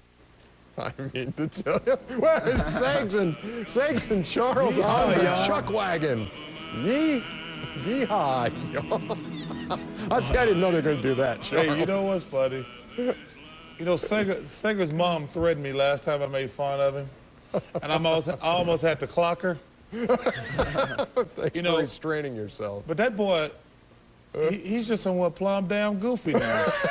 You know, you get out there in the Old West. The scary thing about it is, I don't think he went out and bought that. He had that in his closet. He knew he was going to Dallas. I'm seriously. That's the bad thing. Like some people, you know, they have a practical joke. Like they go out and buy some funny stuff. That was actually in his closet. That's the scary thing about it. Let's talk about this game if we can. It's kind of like game one, in which game two, Sacramento was up by 13 after 1 and only led by 1 at the half, and now they're up by 13 after 1, and it's tied 66 apiece. Tell me what happened here, and Jet, let me start with you, because I know one of the problems you had with game 2 was no Scott Pollard at all in that game by Rick Adelman, and that changed tonight. Yeah, no Scott Pollard. I thought that Scott Pollard is a player who brings you extra possessions, and it doesn't always show up in the box scores because he gets deflections, he takes charges, and sometimes he gets offensive rebounds and steals, and if he gets points for you, it's a bonus. And he's the energy guy, and you can't negate that energy. You have to have that energy in a game, and if you don't have it, then I think it deflates your team and your key players like Webber. So here, Scott Pollard he has no fear. He's going to drive to the basket. He's going to create contact. If someone's in trouble, he's going to look for contact. He's going to score baskets. And also what he does again, he drives it. When you have your key players drive, they don't respect him. So he's able to get in there and slice in and get easy basket at 7 first-quarter points, and which is, you know, really big for them. What jumped out at you in the first 24 minutes, Jalen? Really a high-scoring game, kind of like Craig, his outfit like a shootout at the OK Corral, exactly. So to speak. And it's going to be ironic to see what happens in the second half. Second half, the pace of the game usually slows down. Doug Christie's out with a sore ankle. It's going to be ironic to see what happens as far as guarding Michael Finley, who had 20 points in the first half. How about it, Chuck? Yeah, the Christie injury could come back to haunt Sacramento because, hey, there's some tough matchups out. They have nobody who can guard Finley. He's just going to take little Mike Bibby to the rack every time. But I think the difference in the game, Chris Webber, Scott Pollard, Vlade Divac, they've got to punish this little soft Dallas team inside. You know, they're really great offensive players. They shoot a lot of threes, but they are softer than my stomach inside. Hey, Chris Webber can get every offensive rebound. Scott Pollard can get every offensive rebound. They can't be that soft. Really, seriously. See, I almost said something about your mama. See, there you go. My mother stuff. Hey, in the Utah series, Sacramento's high water mark in the first half in the Utah series, 46 points. In this series, they've had 55, 60, tonight 66, but they can't shake the Mavs. They're tied at 66. Still to come, Game 3 at the Hive, the Nets and the Hornets. First, the good, the bad, and the Sager. That'd be Clint Eastwood, well, Lee Van Cleef, and... Who's the ugly? That'd be Kenny. That's Sags and his Johnny Cash motif. Oh. Down goes Frazier! Down goes Frazier! Wow. Whoa. The AT&T Halftime Report is brought to you by AT&T, proud sponsor of the NBA.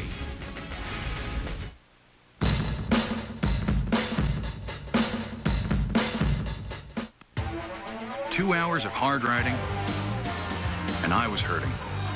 My legs, my back, it even hurt to pedal downhill. So I took control with Advil. Doctors know that nothing, not Tylenol, not Aleve, nothing's proven stronger or last longer than Advil. Hey, the pain was strong, but Advil's stronger. You have the strength to get rid of pain. Take control. Take Advil. It's crunch time. Why be playing? Why be playing? Why be playing? Well, you can be crunchy. Plain chocolate? Not in Shaq's house. When he's got to have chocolate, only creamy, crispy Nestle Crunch will do. It's crunch time! How hot are Old Navy summer shorts? To find out, we've tested them on the sun. They're scientifically engineered for the whole thermonuclear family. Fun in the sun? Oh no, my friend. Fun on the sun. Old Navy summer shorts are guaranteed to keep you cool at sizzling hot prices. Just $5.50 to $24.50 for the whole family. Only at Old Navy. Is it hot up here or is it just me? Talk me in. First up, surveillance cams. Laser grid next. Now, the tough one. The floor is heat sensitive.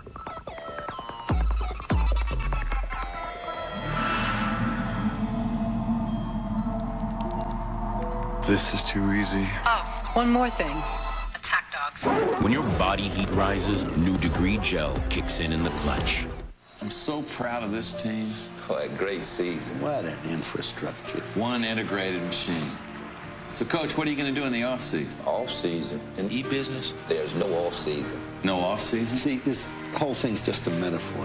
I thought it was an allegory. Well, allegory, analogy, whatever. It's an endless season. It's 24/7. The clock never stops. No showtime without uptime. What are you guys talking about? That is game.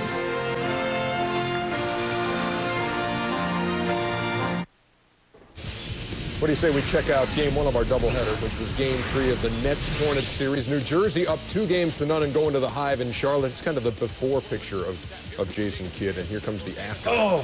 Head-to-head with David Wesley. Man, that's nasty. David Wesley got a hard head, apparently. Yeah, David stayed down longer than Jason did. They've both taken to the locker rooms. Multiple stitches is all we were told on Jason Kidd. They both came back in the game. Baron Davis was huge. 26 points, 7 rebounds, 8 assists, 7 steals. And the fans in Charlotte petitioning Kenny and Charles. We would love to buy y'all a team. I feel bad y'all leaving Charlotte. That was a good city. Wasn't nothing to do there, but it was a good city. The days numbered for the Hornets, but maybe not so in this series, at least with a win here to make it 2-1, 115-97. Well, now team, remember, Ernie, you biased. You would have to buy. Now Ernie. see, remember after game 2, you know what Byron Scott said? The Nets are in total control of this series. And after the game, a reporter wanted to know about that statement. Do you have any second thoughts about describing a 2-0 lead as total control?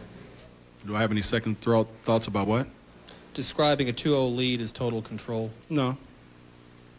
None whatsoever. Just like I said today, really it was control of the series, and we're still in control of the series. We have the one thing that we did the last 2 games is we kept serve. We held serve. We had home court advantage, and now it's their job to do the same thing. So, no, I mean, I'm not going to, what you want me to do, take it back? Here now with 3 guys who have been through playoff battles, and you know the ebb and flow of series like this. I mean, who is in control? Are you in control when you're up 2-1 and you're at the other guy's floor after you lost a game? How does this all work? Well, really, you always in control when you have more games. But at the same time, Charlotte's playing at home. You don't want to lose by 20 points and still feel like you're in control of the series. You got to find a way to get David Wesley back to playing not as well as he played today. You get a double-double from George Lynch, and Baron Davis was just Baron Davis. Yeah. I think New Jersey's in great shape. I mean, the pressure's all on Charlotte. They have to win these 2 games. I mean, they're not going to come. Obviously, had a loss, and they've been down 3-0. If they lose next game, New Jersey will still be in control. I mean, but we disagree? Until you lose a home game, you are in control. New Jersey does not have to win in Charlotte. Charlotte has to win in New Jersey. Well, I always say that you're not in control of a series, and a series really doesn't start until the team is faced with elimination. And it was funny, I talked to Chuck Daly last Sunday, and he was saying, you know what, Kenny, the second round, there's always injuries in the second round. I was like, I can't remember. And here they come. Jason Kidd, David Wesley, Doug Christie tonight. So the second round is a Shaq. Exactly. So all of these, so Chuck Daly, wherever you are, you predicted. Hey, Chuck's been around, he knows. Looking at. Ernie, how many points did Nowitzki and Finley and Nash had the first half? Well, I know Finley had 22 and Nash had 10. I don't know what Dirk had because they have a problem with the computer at the site. And I know Weber had 19. That's why I tell you, stats don't matter. Just watch the game. Especially when you don't have stats don't matter. And the score is 66 I'm right. to 66. Now you got to live like I do. No stats. Please, anything but that. I love it. Watch Charlie Sheen and Chris Tucker in Money Talks, Sunday night at 8 on TNT. Well, the hardest thing about being divorced is staying close to my daughter, Rachel. Being separated by 3 states is really difficult. He's my dad. I just have to be able to talk to him more. With AT&T Unlimited, you can talk to any AT&T residential long-distance customer for as long as you want. It's for $19.95 a month. He listens to me. I love you. He's so fun. It doesn't feel like 3 states anymore. Call 1-800-REACH-OUT. 2 points is 2 points. Don't be a show-off. I don't care if you slam dunk. I don't care if you shoot a layup. 2 points is 2 points. All you gotta do is take a short shot, box out, rebound. You ain't got to dunk on everybody. Forget about the theatrics. All you getting for that is two. You ain't scored 2 points your whole life. Who you gonna listen to? How about yourself? Obey your thirst. Sprite. Hey, yo, Kobe, you think you getting some tickets? Courtside? Yeah. Come on. At DirecTV, we speak entertainment better than anyone. Introducing the Total Choice Plus package with over 130 channels, including local channels, for just $39.99 a month. Total Choice Plus has more entertainment choices for everyone in the family. Over 15 additional channels for just a few dollars more than Total Choice. Total Choice Plus. More choice, better value. Order now at DirecTV.com or call 1-800-DirecTV. This month, order any one of up to 60 pay-per-view movie choices on Blockbuster Ticket only on DirecTV at just $3.99 per movie, and we'll give you a free $5 Blockbuster gift card. Now catch the Oscar-winning performance of Denzel Washington in Training Day. You gotta have a little dirt on you for anybody to trust you. Right down. To protect the sheep, you gotta catch the wolf. Hurry, this offer's only good during the month of May. Tune to the 100s and order any pay-per-view movie to qualify for this offer today. This copyrighted telecast of the National Basketball Association is intended solely for the entertainment of our audience, and any retransmission, reproduction, rebroadcast, or other use of dissemination of this telecast, or the pictures, descriptions, or accounts of this game without the express written consent of the National Basketball Association is prohibited.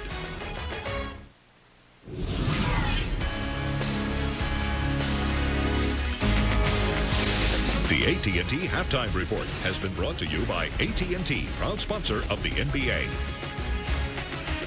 Encourage a lifelong love of reading. Read to achieve. Are you at peace? Can you sleep at night, knowing what I'm about to do? In the end, can you look me in the eye, knowing I'm the judge, jury, and executioner?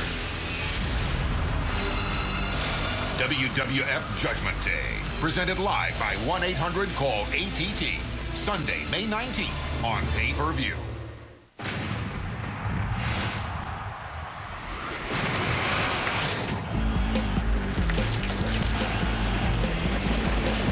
It happens in the blink of an eye. That defining moment in every game. When that moment comes, will you have ice in your veins? It's here. It's clear. New Gatorade Ice. It's like closing a book that you've just loved reading. Grab your coat and get your hat. Leave your worries on. 12 years in one box? Wow. Tell me about it. Jim makes it so simple. That's a good thing in a financial advisor. Your 401k?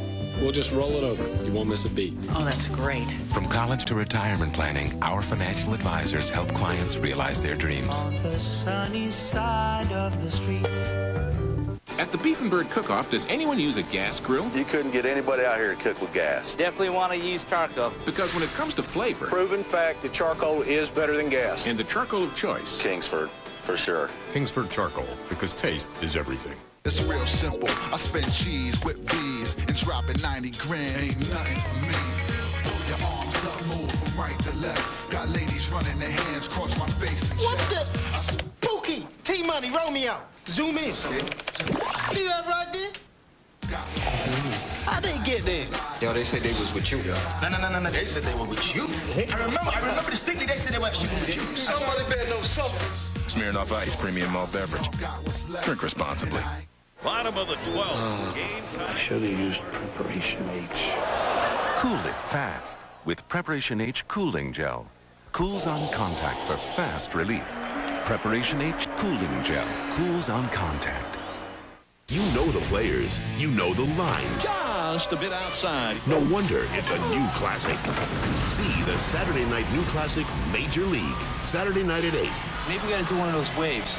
On TNT. Come on, baby, come on. Welcome back to Dallas. Sunset in the southwest. Route 66s joining Dallas and Sacramento. And with a score tied, what a great time to bring together the vibrant young owners of the two teams. Mark Cuban, the host, in his suite here of the Dallas Mavs, Gavin and Joe Maloof for the Sacramento Kings. And you've had this team for just over 2 years, and it's now a model franchise. How excited are you over the atmosphere and everything happening tonight? Oh, it's great. I mean, if you would have told me 2 years ago that, you know, within 24 months we'd be experiencing this, I would have told you you were crazy. But it's amazing. The fans are amazing. It's just great basketball. You know, NBA, love it live. It's been awesome.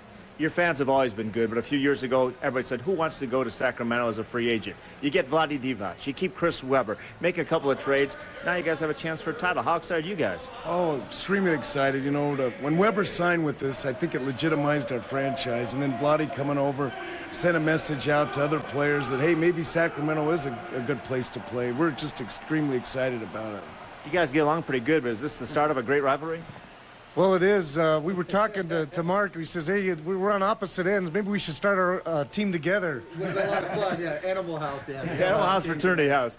What about the score? 66-all. You've lost the lead. Do you feel like maybe things are slipping away? Drained a little bit. I looked at Gavin. I said, you know, we're up 14. Maybe we can relax a little. And I said that. A minute later, we're tied. I can't believe it. Ugh. It's tough. This is a hell of a series. I gotta have a drink. You're jumping up and down there. How much do you take each play into consideration, and what do you do to kind of change the momentum of luck? Well, I'm like these guys. I mean, every time the ball moves, you know, I'm going with it. And yeah, I'm a little bit superstitious, but I can't give away what I do. That'd be busting up the karma. I mean, but if I've got my tricks, but I can't give them away. All right, thanks for the hospitality. I'll stay in here for a little while, Kevin, if you don't mind. Now I'll go back out to you. All right, Craig, thank you. 100, let's see, what is 66 plus 66, Danny? Can you add that up at BYU? Yeah, 132. That is the most points scored in an NBA playoff half since 1995. That's pretty good. That's awesome. That's why we're enjoying this so much. I haven't started sweating yet tonight, but it's getting close. Michael Finley, an incredible first half. Mike Bibby and Chris Webber at the other end, awesome halves. But Stojakovic needs to get going, too. John, Michael Finley was terrific. Well, one of the things they have to do is to stop Finley because he's getting in the paint on the Kings and doing a lot of scoring. The smart thing, I think, he's not forcing his jumper. He's using the other aspects of his game, his strength, his jumping ability to get in the lane. The Dallas Mavericks scored 41 points in the second quarter, their highest scoring second quarter in their franchise playoff history. So here we go, the Sacramento Kings, who led at one time by 15 points. Bibby, Divac, Webber, Jackson out there. And Webber with Stojakovic, the fifth king, and a short shot and out of bounds. And Sacramento gets it back. Well, Dallas with Nowitzki, Nash, LaFrentz, Van Exel, and Michael Finley. They got 4 point guards out there on the court. Without Doug Christie playing, you know, game 2, Nelly could not let Nick Van Exel sit for the third quarter after what happened in the first quarter. And again tonight, when Nick Van Exel came in, they started making a run. Christie better be real careful. He flopped on that last shot. Good he went out of bounds because when he does that, Nowinski leaks out and goes down court. And Christie's the back man. The only guy who has been able to stop him. Divac comes up short on the first one, converts on the second. He's got 8 points. The Kings are shooting 58%. The Mavericks shooting 50% from the field. And I'm glad Vlade made that basket. You know, he's been struggling a little bit offensively, and he needs to really step up and have a good game for him, and that maybe will get him going. Nowitzki blocked by Webber. Vacuumed in by Divac. A 2-on-2 with the lead pass to Stojakovic, who outraces Nowitzki to the hole. Well, and LaFrentz caused that because he was a back man who went in to steal the ball that had already been in the possession of the Kings. As a result of it, they didn't have anybody back. And outside, Nick Van Exel nails a three. Dallas has hit 4 threes tonight. And that's his first of the series right there by Nick Van Exel. 0 for 8 until he made that shot. Webber tries by Nowitzki. LaFrentz knocks it away. Divac inside and a foul.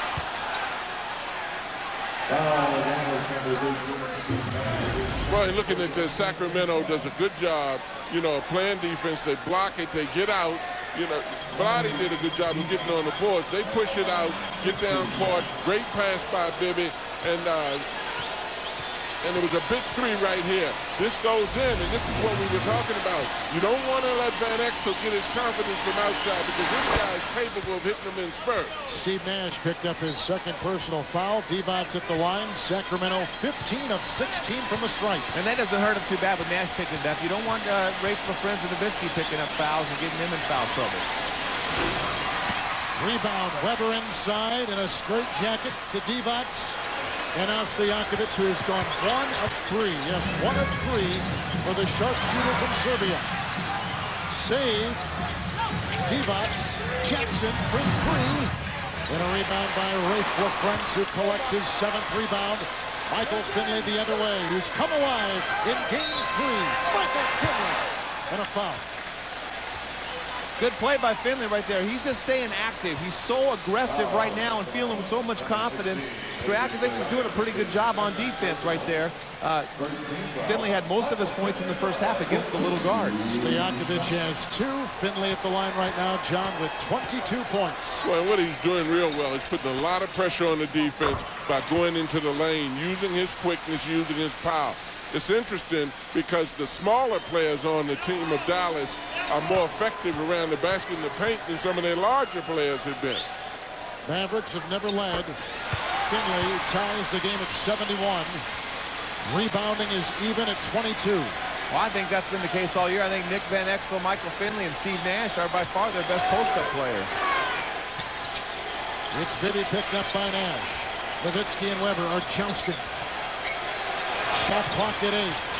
Weber with a dance on Nowitzki. A double by Nash. That means Bibby is left free and nails a three-point shot.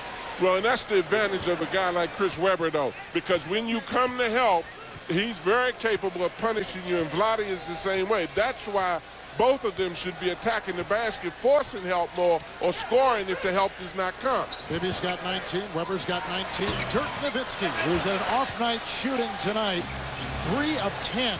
And this is, I'm sorry, Kevin, this is the matchup that Nelly wanted all along. He wanted Weber or Divac guarding Nowitzki. Now he's got it. It's Stojakovic launching the 3. Nowitzki with the rebound. Early, the Kings were getting their baskets off of passes and movements. Now they're doing one-on-one movements. Van Exel missing the 3. Divac clears it out. Bibby the other way. Stojakovic slashing inside, scooping it up, and Weber is there to tap it in. And Chris Webber now has 21 points for the game. And great play by Weber right there, controlling the board, double tapping it right there. But Stojakovic, good aggressive move going to the hole, like his counterpart Michael Finley. The three-point shot before that, I thought, was totally ill-advised. They have dominance inside, keep attacking the basket, no inside presence for Dallas. It's Finley across the lane, fouled Stojakovic and Divac. And it was Stojakovic who picks up his 2nd of the half and 3rd for the game. Well, right here, avoiding the charge does a good job, and Weber comes from the weak side because 3 people went to Stojakovic. What about this matchup here, John? Weber against Nowitzki. Well, I like it. I like it particularly for Nowitzki because he's a jump shooter and goes outside. Weber basically defensively plays a guy with his back to the basket, but Chris is mobile enough to play him. The thing that he's got to be very careful of is not going out there and lightly. He's got to guard him. In the middle, I think Chris can take Nowitzki anytime he wants to under the basket if he takes him aggressively. Let's compare them. Weber 21 points and 9 rebounds. Nowitzki on the bench, 8 points and 3 rebounds. And they've done a good job. You can tell the focus of Sacramento's defense is to slow down Nowitzki, and they've done an excellent job in this series, shooting a very poor percentage.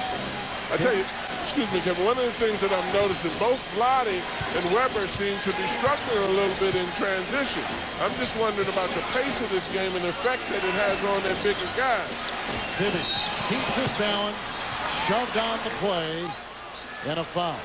I think they struggle in transition every night.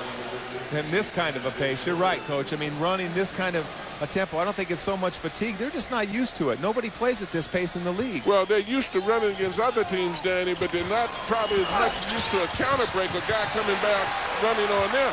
That's what's happening now. Nash picked up his 3rd foul, launching it 3 at the other end. Over the backboard and out of bounds. Nahara should get 2 points for a takedown right there on Weber in the lane. Let's send it over to Craig Sager. Sacramento will play the rest of the way without their defensive specialist, Doug Christie. Went out in the second quarter, had a sprained ankle, tried to ice it and walk around during halftime. It would not go. He is through for the evening. A steal by Nash. Thank you, Craig. Here comes Nash. Wetting the fingertips once again. Feeding to LaFrentz. Nash set it up. LaFrentz finishes it off. 10 points for LaFrentz. And the Mavericks a point away from coming back to tie it for a 4th time in this game. Well, you see the turnover. Look where Rafe LaFrentz is, all the way back there. Chris Webber's at the same spot. LaFrentz beats him down the court by 20 feet back in transition. That's terrible transition basketball. Hey, do you see every time that Nash is going to touch that ball, he starts wetting his fingertips? Just like, remember Joe Montana, the quarterback for the 49ers? He did that every time. Marino used to do it with Miami. Yeah, but Nash does it on the dribble. Why he's dribbling the ball up the court. Why he's catching passes and shoot, he's licking his fingers. I was going to call the sanitation department, to tell you the truth. Nash has 9 assists tonight. Here's Webber. He's got 21. Stojakovic, he has 6. You guys... Because you guys are saying wetting the ball. What is he wetting it with? Now Rao is defending. Stojakovic gets his own miss. Bibby, fresh shot clock, now at 20. Bibby across the lane. Dishing out. Stojakovic for 3. Webber was shoved, kept his balance, grabs his 10th rebound, digs inside the foul. I love this. These guys are going at it right now. There's some intensity into that paint. Beautiful pass by Mike Bibby right there. Stojakovic is just really struggling getting the ball in the hole. 3rd foul called on LaFrentz. And really, you look at this, Chris Webber is really fighting. Got himself in a situation where he got back up with the ball, maybe a little dancing rather than a little more bullishness in it, but the effort to get the ball was a strong effort. I agree with you, Danny. I think that was a hell of a pass by Bibby to the corner, but I also think that Stojakovic is better get in the lane and get some layups to get his confidence back for his jump shot. And Webber at the free throw line tonight, 1 of 3. The Kings, 15 of 18. And the Mavericks, 18 of 19. Webber again. He's got 21. Bibby's got 19. The only 2 Kings in double figures. Now the Dallas Mavericks can take their first lead of the game. They've come back from 15 points down. Michael Finley. Stojakovic defending. Rebound, Finley. And for the lead. Rebound by Chris Webber. Palms the ball. Well, they're very fortunate that Finley missed that shot. They got to get more help on Finley. He's got a tough matchup with Stojakovic. Sacramento +4 in rebounding. Jackson flies inside and a foul call. Bruce John has not let up since that outstanding tempo we had in the first half. Well, absolutely. And that was one of the things that Rick Adelman said, that he wanted to run up and down the floor with him, but he wanted to be very careful on offense to force Dallas to play play defense. What Dallas has to be very careful of is that they're not, what the Kings have to be careful of is that Dallas is not going to play defense if you cause him to move a lot. Dallas quickly inbounds. 8 turnovers for the Kings, 5 turnovers for Dallas tonight. Bibby is on Nash. LaFrentz sets a screen. Nash kicks it out to Van Exel. In the lane, squirms. LaFrentz. Van Exel for the lead. Rejected by Webber. Loose and picked up as LaFrentz and Bibby go chasing the ball. And a foul is assessed. LaFrentz was digging and picks up his 4th foul. He has more fouls than any other Maverick tonight. Well, right there, Bibby does a bad job of boxing out. Van Exel gets in there, and Webber bails him out with the block. See, in all of these scrambled balls and loose balls, this is one of the reasons that they miss a guy like Christie, because he's great at freelancing and scrambling. He's an aggressive player by nature in terms of getting loose balls. The Kings have a lot of guys that stand around and wish the ball comes to them as opposed to going and getting it. There are some foul concerns now for Dallas. 4 on LaFrentz, 3 on Finley, Nash, and then for the Kings, Stojakovic has 3, and he has the most of anybody on Sacramento. Nowitzki is in, LaFrentz will lead. So Naharad, Finley, Nowitzki, Van Exel, and Nash for Dallas. And the Kings with Jackson, Stojakovic, Bibby, Divac, and Webber. And right now, without Christie, Michael Finley's obviously having a big game. And that's a big matchup problem for Stojakovic trying to cover Finley. And now Weber again, he's going to be back on Nowitzki. Did a nice job at the beginning of the third quarter. Dallas has knocked down 4 threes, 4-13. It's Van Exel inside. And that is an offensive foul on Nick Van Exel. And a timeout taken by Dallas. That's the second on Nick. Again, with all those matchups we're talking about, they're going to Nick and Steve Nash on the post. They're trying to make Bibby play some defense. Bibby does a good job of getting the call. It's a rugged game 3. The series tied at 1. NBA playoffs on TNT are brought to you by Budget. Fast Break is our fastest way to rent a car. Find out more at budget.com. By Smirnoff Ice, intelligent nightlife. And by the NBA. The playoffs continue. Love it live.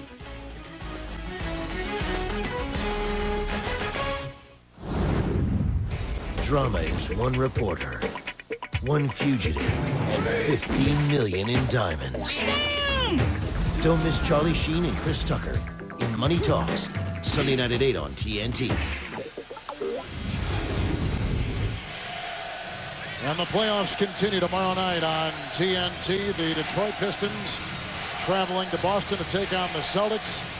The defending champion Lakers at the Spurs. 2 game 3s tomorrow night. Saturday, this series resumes with game 4. The Kings here in Dallas. Kevin Harlan, John Thompson, Danny Ainge.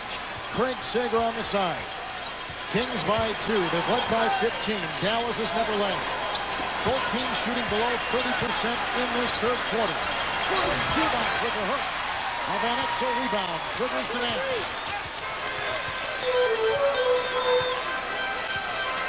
I think Vladdy's got to be a little bit more patient, trying to take advantage of his size right now. He rushed that shot a little bit too much. Nowitzki. Nash. Into Dirk Nowitzki against Divac. Jackson snares the loose ball. Stojakovic is down. He came down on the ankle right there. They got to be patient, make sure they get something here. They don't even know they're playing 4-on-5. Bobby Jackson doesn't even understand it. So Stojakovic is down. Craig Sager just told us that Christie is out after severely twisting an ankle. And even the deepest team in the NBA, the Sacramento Kings, can withstand just so much. Usually that means the guy came down on someone's ankle right there. Stojakovic does a good job of keeping this ball alive on the glass right there, Naharov. And he came down gingerly. That means he must have landed on a foot. Hopefully it's not too serious. One of the odd things, John, about the game we saw Monday in California was only 7 players played for Sacramento in that game. Well, tonight they've gone a little bit deeper, putting in Scott Powell, and this is not a good sign if you're a Kings fan, as they hoist Stojakovic off the floor.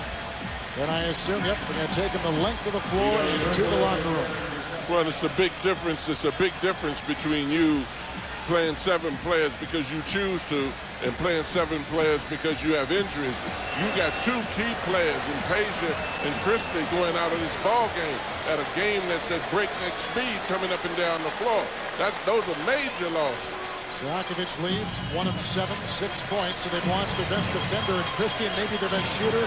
It's Stojakovic across the way. Vlade Divac leaning inside. Well, he did that, Danny, with more energy than he shot the other shot, too. Yeah, he took advantage of his size and Nowitzki's softness on the inside. He was more aggressive. He didn't just settle for a shot. And Turkoglu taking the place of Stojakovic. Here comes Nash, hitting the first Dallas shot from the field in the last 6.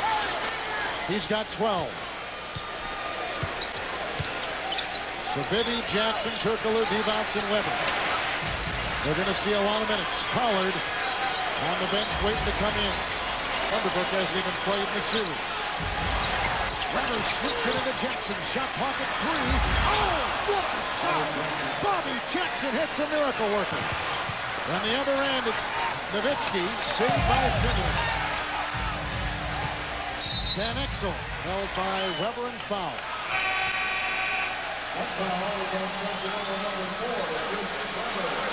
How to Jackson, Dan, to get this to go in as Weber picks up his third Well, you know, foul. Bobby's taking some ill-advised shots, but one thing you got to love about the guy, he's got no conscience. He's going to keep going. He knows the shot clock is down, and like I've always said, sometimes those shot clock down shots, there's nothing to think about whether it's a good shot or not, and they're some of the easiest ones to hit. Was that a Danny Ainge shot right there? Absolutely. Fire and fall back. Nash, good move by Bibby, who's been on the fake, and Nash can't convert. Steve Nash tonight, 4 of 13 shooting from the field. I thought Steve could have given that ball to LaFrance. LaFrance was open for 15 feet right at the right on the baseline. Jackson down the lane. LaFrance has the ball. Van Exel ahead to Nash. 3-on-2 to Finley in the middle. Switch his way and a foul. Well, and the transition defense, again, is making Rick Adelman very angry. Even though they have a short stack right now, they've got to get back and find these guys because they'll pull the shot quick. Turkoglu, Craig Sager picks up his second. What do you have? Well, Peja Stojakovic was carried off the court by the trainer, and also teammate Scott Pollard does have a sprained right ankle. He is definitely out for the night. Doug Christie still in the locker room. He was out for the night, but we told you how tough he is. He right now is trying to convince the trainer to take the right strap off, and he wants to go back into the game. It's up to the doctor who's been called into the locker room right now to see if they'll let Christie play. Kevin?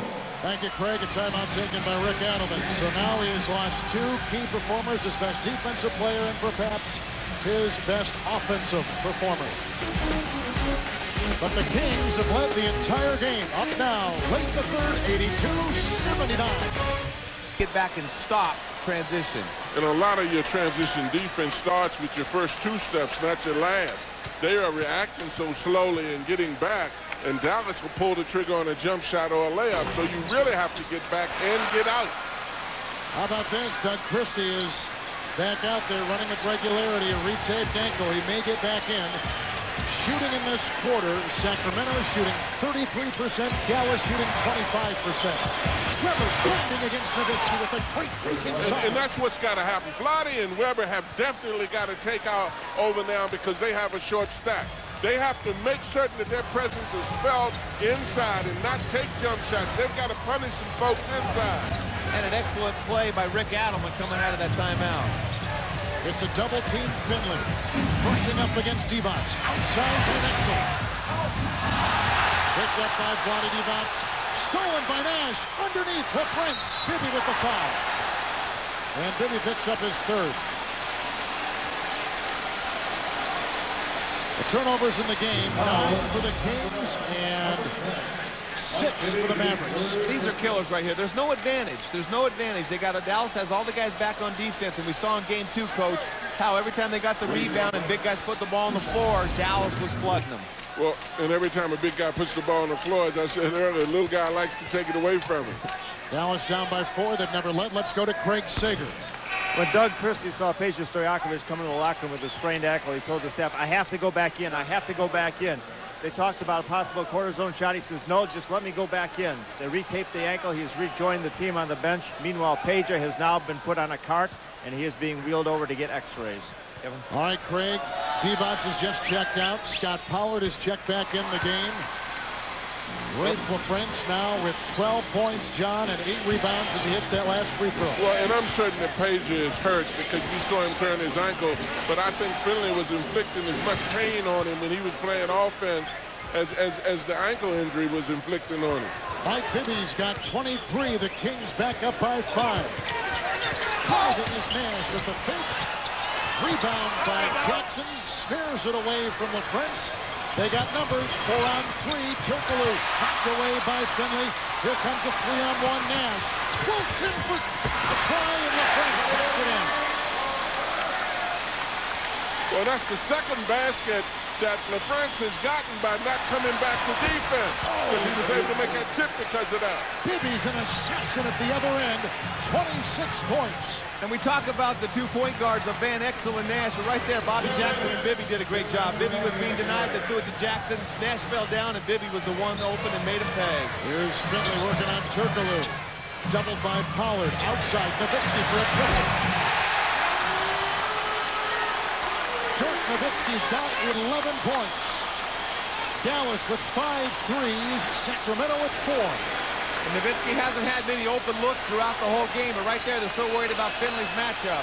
Weber is wide open that time because they took the weak side help away. Jackson didn't see it. Turkoglu against LaFrentz. Shot clock at 4. Rebound, Nowitzki. He's now got 4. Ahead to Nash. Out of control. Regains it. Nowitzki for 3. Weber with the rebound. It is still the Kings by 3. They've never trailed, leading by 15 points in the first half. Take your time and work your offense if you don't have the fast break. You don't have a lot of substitutes. Mismatch, and Bibby tries to exploit it, driving on Nowitzki. Too pretty. Should have laid it in. He did the hard part and missed the easy part. It's Finley inside. It's a 1-point game. Good play by Bibby last time down the court, though. Just like you say, Coach, maybe a little bit fancy, but he thought the shot blocker was coming to get it. Michael Finley's got 30 points. Here comes Jackson. Weaving inside. LaFrentz with the block shot. Here comes Finley the other way. Nowitzki, a 3-ball, and a foul as he shot the 3. That means 3 free throws for Dirk Nowitzki. Right here, the double team on Michael Finley opens it up. Good find by Michael Finley right there. Dirk Nowitzki, excellent shot. Coming down in transition. There's Steve Nash. Driving all the way to the basket, goes up with the left, gets away with a no call right there, but there's the long arms and athletic Raef LaFrentz. Nowitzki can give him the lead. He can tie it with his free throw here. And if he hits one more, as Doug Christie comes back in the game, they'll take the place of Chris Webber, who's got 4 fouls. Well, I think in this gives Rick Adelman an opportunity to observe how Christie is moving. You only have 26 seconds to go in the game. He probably wanted to get a look for himself as to how Christie was moving. Nowitzki 3 of 3, and this is for the game's first lead for Dallas. It's been a long climb back from 15 down. They take a lead of 1 with another free throw up there because he was fouled shooting a 3-point shot.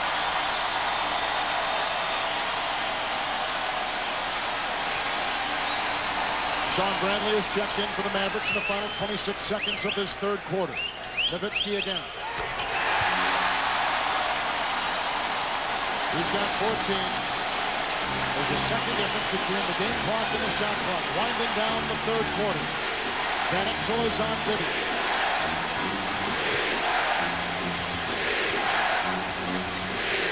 Jackson open for 3. Turkoglu the rebound, took it away from Nowitzki. And a Dallas foul called in the congested lane. Nowitzki picks it up. He's got 3.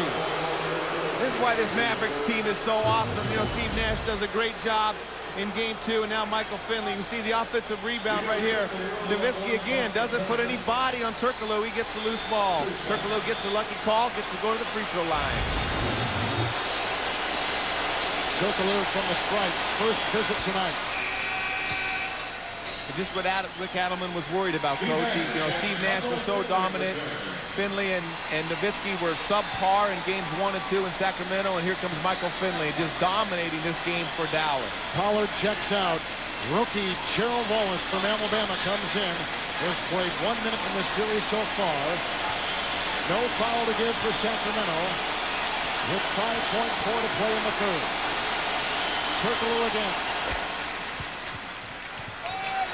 We're tied at 91. Here comes Van Exel losing the ball. Finley picks it up, trying to beat the bucket.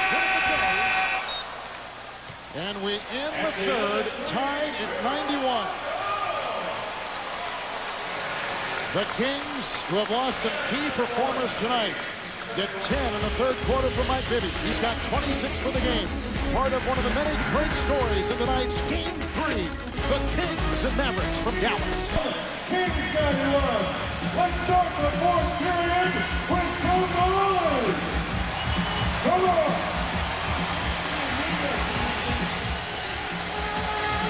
This Dallas capacity crowd in full frenzy. We're tied at 91. At the end of 3 as we go to the fourth, Kevin Harlan, John Thompson, Danny Ainge, and Craig Sager. It's Nash scooping it outside to Finley. They're out there with Nowitzki, Van Exel, and Sean Bradley, and the Kings with the point now.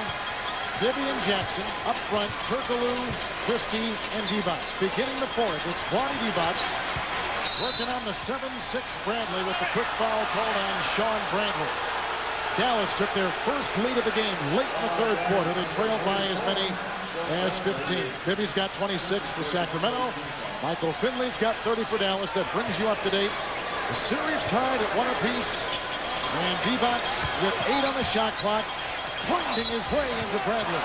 Another foul, John. Well, and that's one of the things that Vlade is very good at. He closes that space. If he doesn't come up with the basket, he's able to get something. Bradley's becoming very defensive with the referee, but the next thing he's going to do is move out the way, and Divac is going to score. But even more importantly, Kevin, Christie is bearing weight very well on that injured ankle. Divac at the free throw line with 3 of 4 in our budget fast break, taking a look through 3 quarters tonight. And you can see the various numbers on both sides. Anything catch your eye? Well, field goal attempts, that's more than they get in the Lakers-San Antonio series for an entire game. So I love the field goal attempts, but, you know, 51%, they're coming way down after a hot first half. Again, just like in game 2. Divac has 13. Nowitzki, LaFrentz, Finley, Nash, and Van Exel. Dallas 5. And Van Exel against Bibby. Backing him up and spinning in with a volley ball to midcourt, saved by Nowitzki. It's now Finley working on Christie and a fresh shot clock and a whistle. Oh, and some more shoving. And again involving Vlade Divac.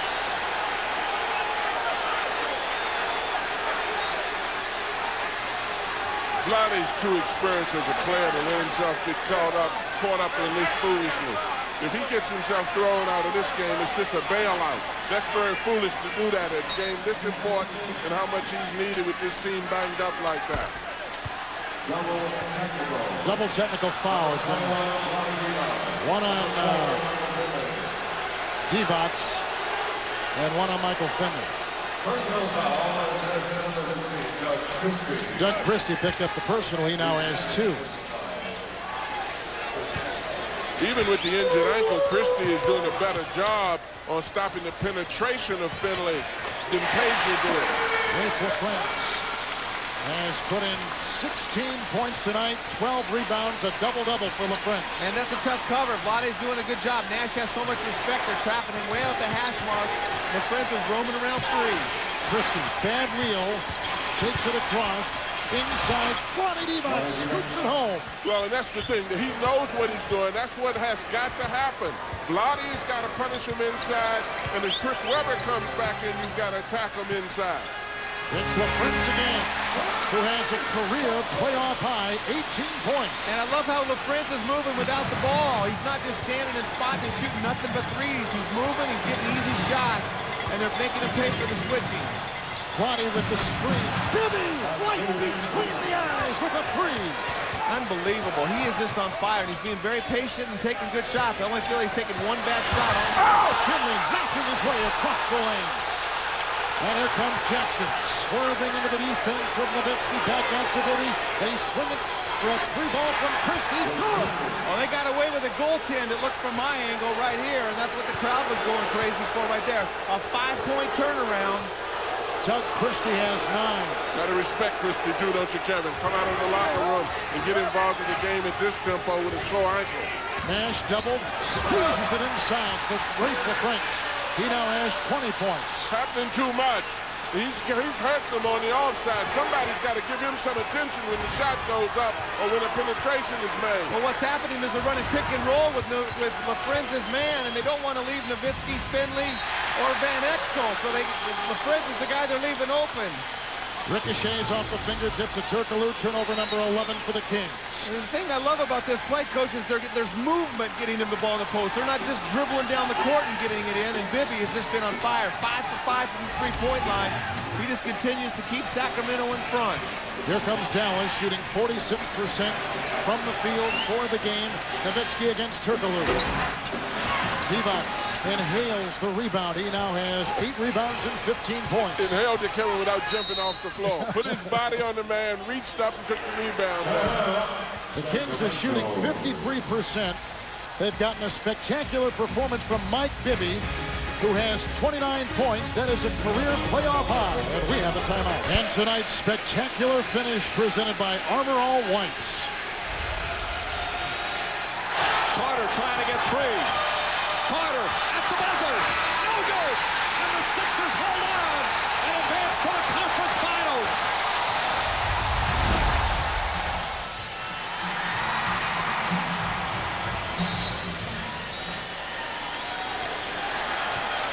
Under 9 minutes to play in this fourth quarter. Mike Bibby tumbles down.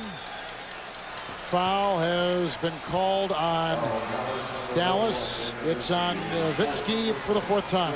Well, let's see if this is a play right here. But Vlade is right in front of the rim. I couldn't tell if his hand went on this side of the rim or that side of the rim. But either way, he's right in front of the rim. And that ball should have been a goaltend. Can Vlade jump above the rim? I don't know. Vlade's doing okay right now. Weber from outside.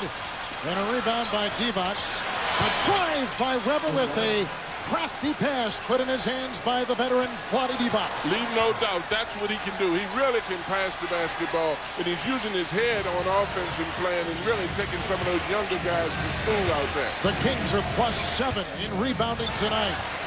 And LaFrance with the shot clock showing 8. Rips it to Finley.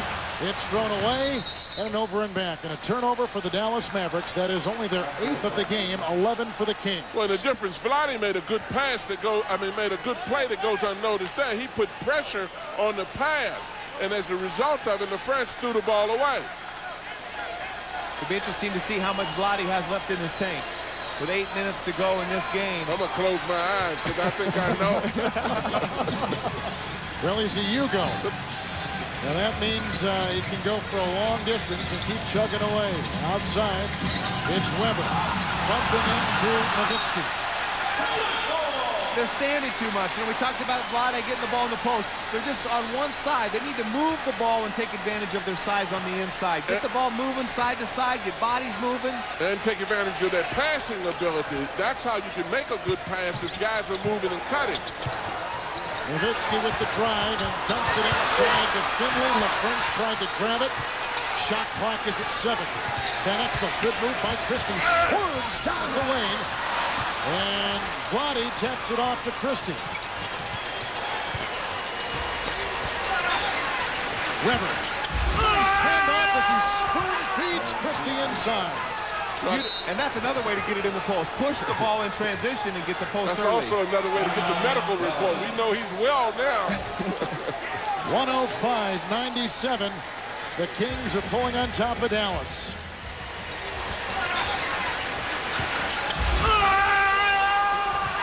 Yeah, he's feeling okay right now. What took him so long to get back in the game? Come right across the lane instead of low pick and roll.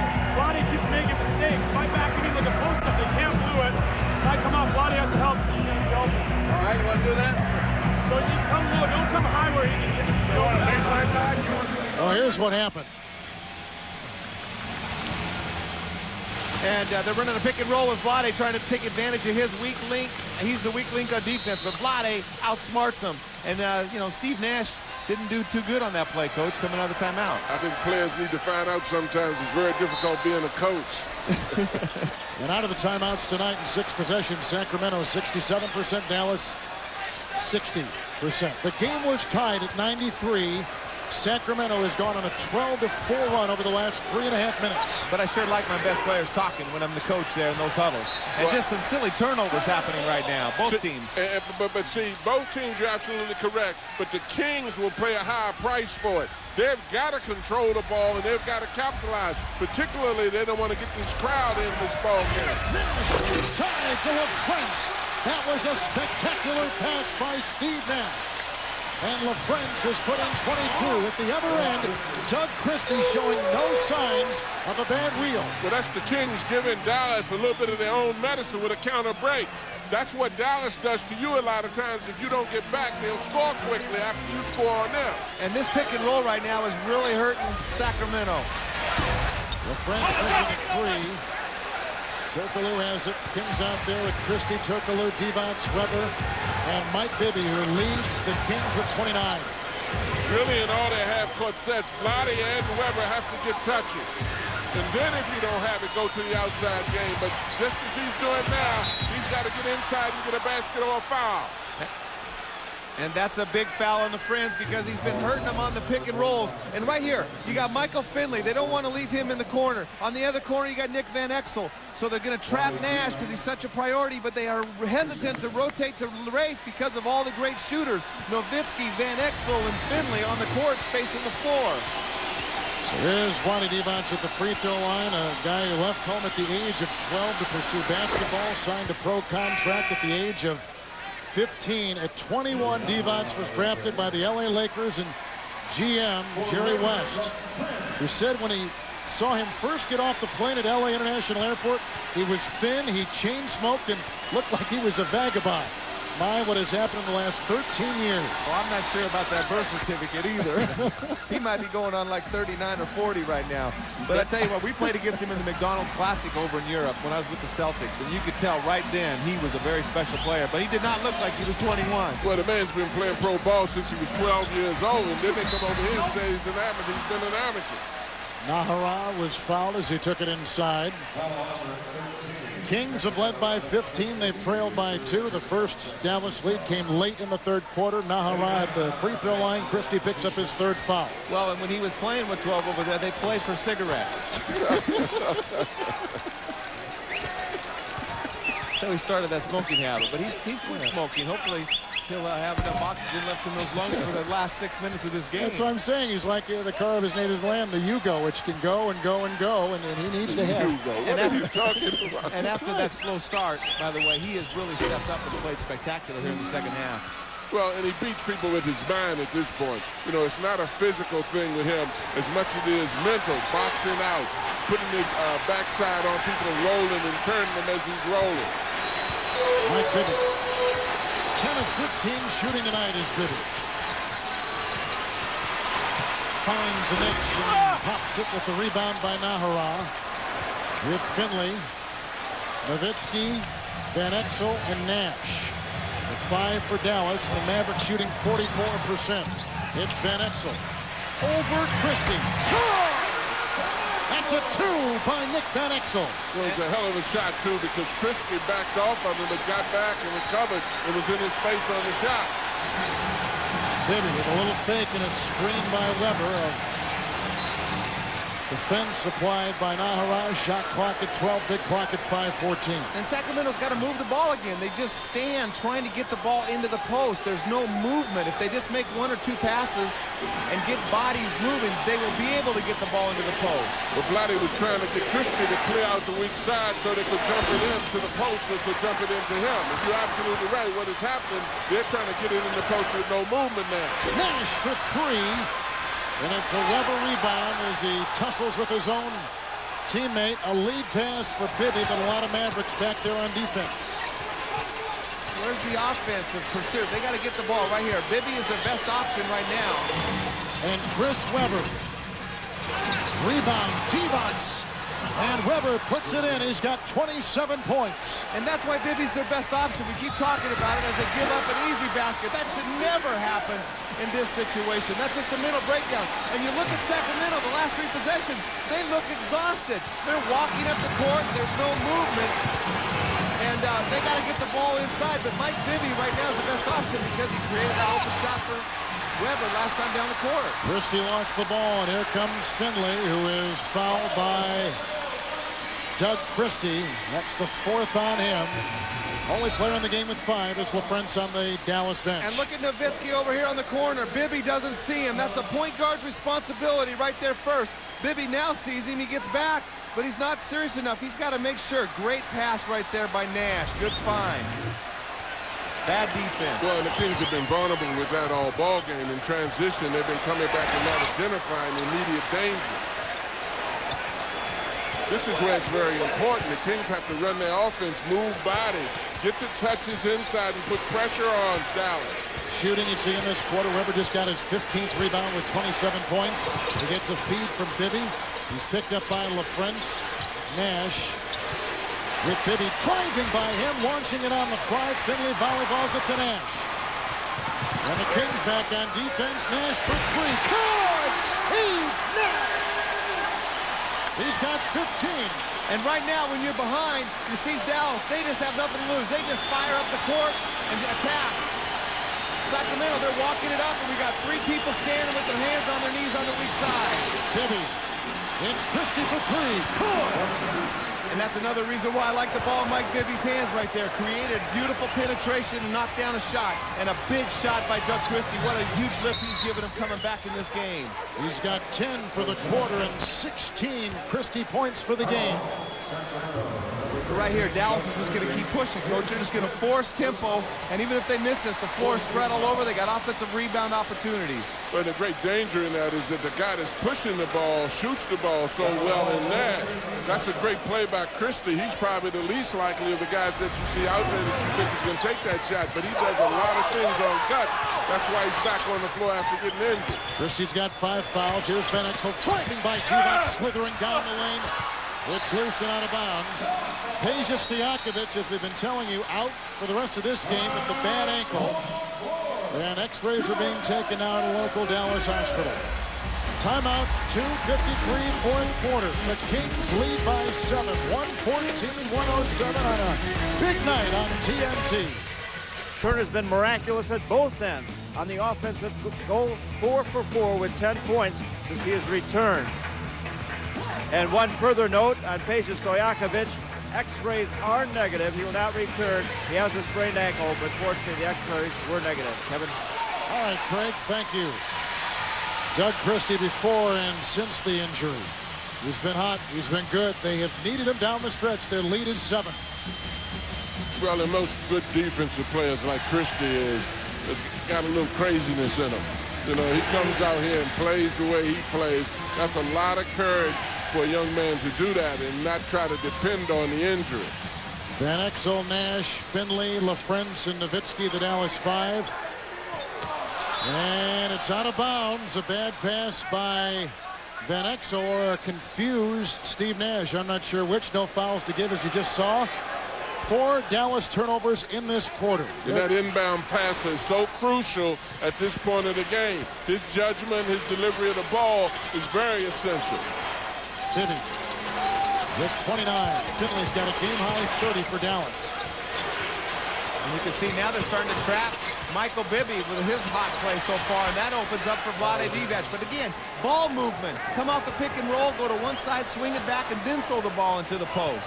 And Divac has 19 points and 12 rebounds, a double-double for him, as Finley takes it across the lane into Turkoglu with a Sacramento rebound and a 116-107 Kings lead with 2 minutes and 6 seconds remaining. Kevin, and you know, coming out of timeouts, you know, Rick Adelman showing why he was runner-up Coach of the Year. Maybe should have gotten Coach of the Year. Congratulations to Rick Carlisle, by the way, an old teammate of mine. There was a bunch of guys that deserved it, but Adelman done an excellent job coming out of timeout. Finley for 3. He's got 33 for the game. Well, you got to be real careful here because you're just carrying a 6-point lead. And Dallas has a lot of great outside shooters. This possession is very important right here. But there's no movement again. Hopefully they can get the ball into Weber. It's Bibby. Shot clock at 4. Divac. He'll launch a 3 and miss horribly. 24-second shot clock violation. A completely wasted possession right there. Well, that's what Adelman is telling him. He's calling for the movement. Right here, here's the movement you get. You come off a pick and roll. You got guys moving all over the place. He stretches it out. They go to Weber. They go high-low, and they get an easy basket. Why can't they do that again? Rick Adelman shouldn't have to call the play every time down the court. Defensively, it's very important to try not to give up an easy pass. Finley, counted for 2. Finley pushing to the floor. Boy, and he's going to be able to get a 3 the old-time way now. He's got a career playoff high, 35 points, 1:18 to play. It's a 4-point game with the free throw and waiting. Well, why stop now? Finley's been carrying him all night. He goes in right there. Vlade doesn't get much of, I mean, that's a good call right there. He forces the contact, and right there, that's why you have to guard him and why he gets the drive, because you have to honor him so deep on the floor. And that's also a reason why if Vlade work on a foul, and he's got to stop him from making that basket and make him get only the possibility of the 2 on the line. And Finley at the stripe. Rebound by Divac, collecting his 13th of the night. Each team is at 7 3-point hits. Here comes Sacramento. They're shooting 52% from the field. And that was a huge miss right there. Mike Bibby into Weber. Weber broke stride. Great pass. This is Danny where point guards earn their money. Oh, I'll tell you what, he's more than earned his money throughout the whole playoffs. He outplayed John Stockton in the series in Utah, and he's outplayed Steve Nash tonight. So Bibby, who has had games of 11 points, 22 points in game 2. Bibby tonight, 29 points, 8 assists. And Chris Webber, 29 as well, with 15 rebounds as Bobby Jackson to come back in, and Vlade Divac, who was a warrior tonight, John, with 19 and 13, takes a seat. Well, and probably because this is a defensive possession right here. Divac has been doing a poor job of getting really out. Ball knocked away, no call made. It's just out of bounds, and a good play by Chris Webber. 53 seconds in regulation, 15 seconds to shoot. And a pretty good play by the Dallas Mavericks right there, taking advantage of that switch. Good feed, and Finley did the right thing, attacking the basket, trying to get the three the old-fashioned way. So 22nd timeout. Dallas has shot 45% for the game.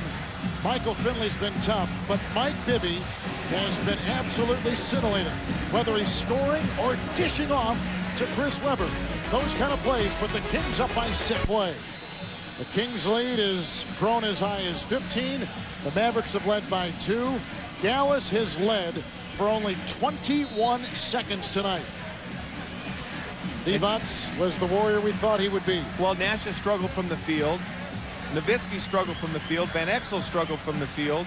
Michael Finley and Raef LaFrentz have carried him on the offensive end. They need one more guy, a third guy, to really step it up to beat this team. Well, and I tell you right here, the defensive concentration of the Kings has got to be up now, because this game still is not over with the shooting ability of this Dallas team. Nash for 3. That look was too good. That was an example of what I was talking about. They're lucky he missed that. And another great play by Nelly. I love watching these coaches work coming out of timeouts. They've both done a masterful job, but Dallas has done a bad job of executing the plays. It's Chris Webber. He's got 31. And he's done it outside, so we can put a stop to all the inside all the time. I mean, he's done it outside, inside. He's done a little bit of everything tonight. Well, and particularly right there with the clock running down like that. But I think Chris has played well. He's caught the ball well, too. For this Saturday at 3:30 Eastern Time. We'll be in Sacramento on Monday, 9 o'clock Eastern on TNT, and if needed, a Game 6 at Dallas here next Wednesday night. Right there, good job. Good penetration again by Bibby. They're running all over the place trying to cover up the shooters of Sacramento. Bibby and Webber celebrating 2 big games by the point guard and the star power forward. Yugoslavian Divac, who is the unabashed leader of this team. A big night for both those 2 players. And a tough night for Steve Nash and Dirk Nowitzki. They have gone a combined 10 of 32 tonight, and their lack of scoring and accuracy certainly hurts Dallas. And Nick Van Exel. But, you know, you got Doug Christie, Mike Bibby, Vlade Divac, Chris Webber, Scott Pollard, Bobby Jackson all played well tonight. The only guy that struggled was Peja with the injury, and Hito did not score much. Nice pass by Van Exel into LaFrentz. Here comes Christie galloping and feeding. Jackson, a foul called on Van Exel as he clobbers Christie at midcourt. Van Exel picks up his 3rd. We'll see Nick and Nash, the dynamic tandem for the Mavericks. Mere mortals tonight. 22 points, 8 of 29 from the floor. Well, one thing that happened also, the Kings controlled the tempo later in the ball game a lot better in this game than they did in the last game. I thought that they stuck with that jump shooting contest in the last game. They didn't take advantage, as Rick Adelman wanted them to do, of slowing down, running their offense, forcing Dallas to play defense. They did a better job of it, could have done better, as Danny was saying, the whole game in terms of getting movement, but they did much better than they did the last game of controlling the tempo once they got in half court. What about Rafe LaFrentz tonight? Another big game for him. 24 points, 13 rebounds. Guy's done an excellent job interior. Danny, how do you not get caught up doing what Dallas does? Like, how did Sacramento just stick with what they were doing and not get caught up in what the Mavericks do so well? Well, they did a better job of this game not getting caught up, but they still sometimes did get caught up. It's tough not to. It's such a fun way to play, and every player wants to play in that kind of a tempo. But Sacramento has some pretty good players on the perimeter as well. And Sacramento is an upbeat team themselves. They like to run. And it's very difficult for a team that likes to run to realize that they've got to slow it down and control it. But you've got to give Rick Adelman's game plan a lot of credit, just as you gave Don Nelson's game plan a lot of credit the last game. Nowitzki hits the three. He's got 19. LaFrentz has 24 points and 13 rebounds. Will walk to the other end. The foul is called on LaFrentz, and he's fouled out of the game. A lot of big contributions again, Sacramento. Excellent game right there. And, you know, Dallas, they just, you know, when you shoot so many outside shots, it looks beautiful when they all go in. And when they don't go in, it doesn't look so good. You know, why do you take so many outside shots? But, you know, against Minnesota and in Game 2 in Sacramento, those shots were going. Well, one of the guys behind us that had a cowbell yelled out to Bibby, "Talk to me, punk." Bibby looked at him and said, "We're going to the championship."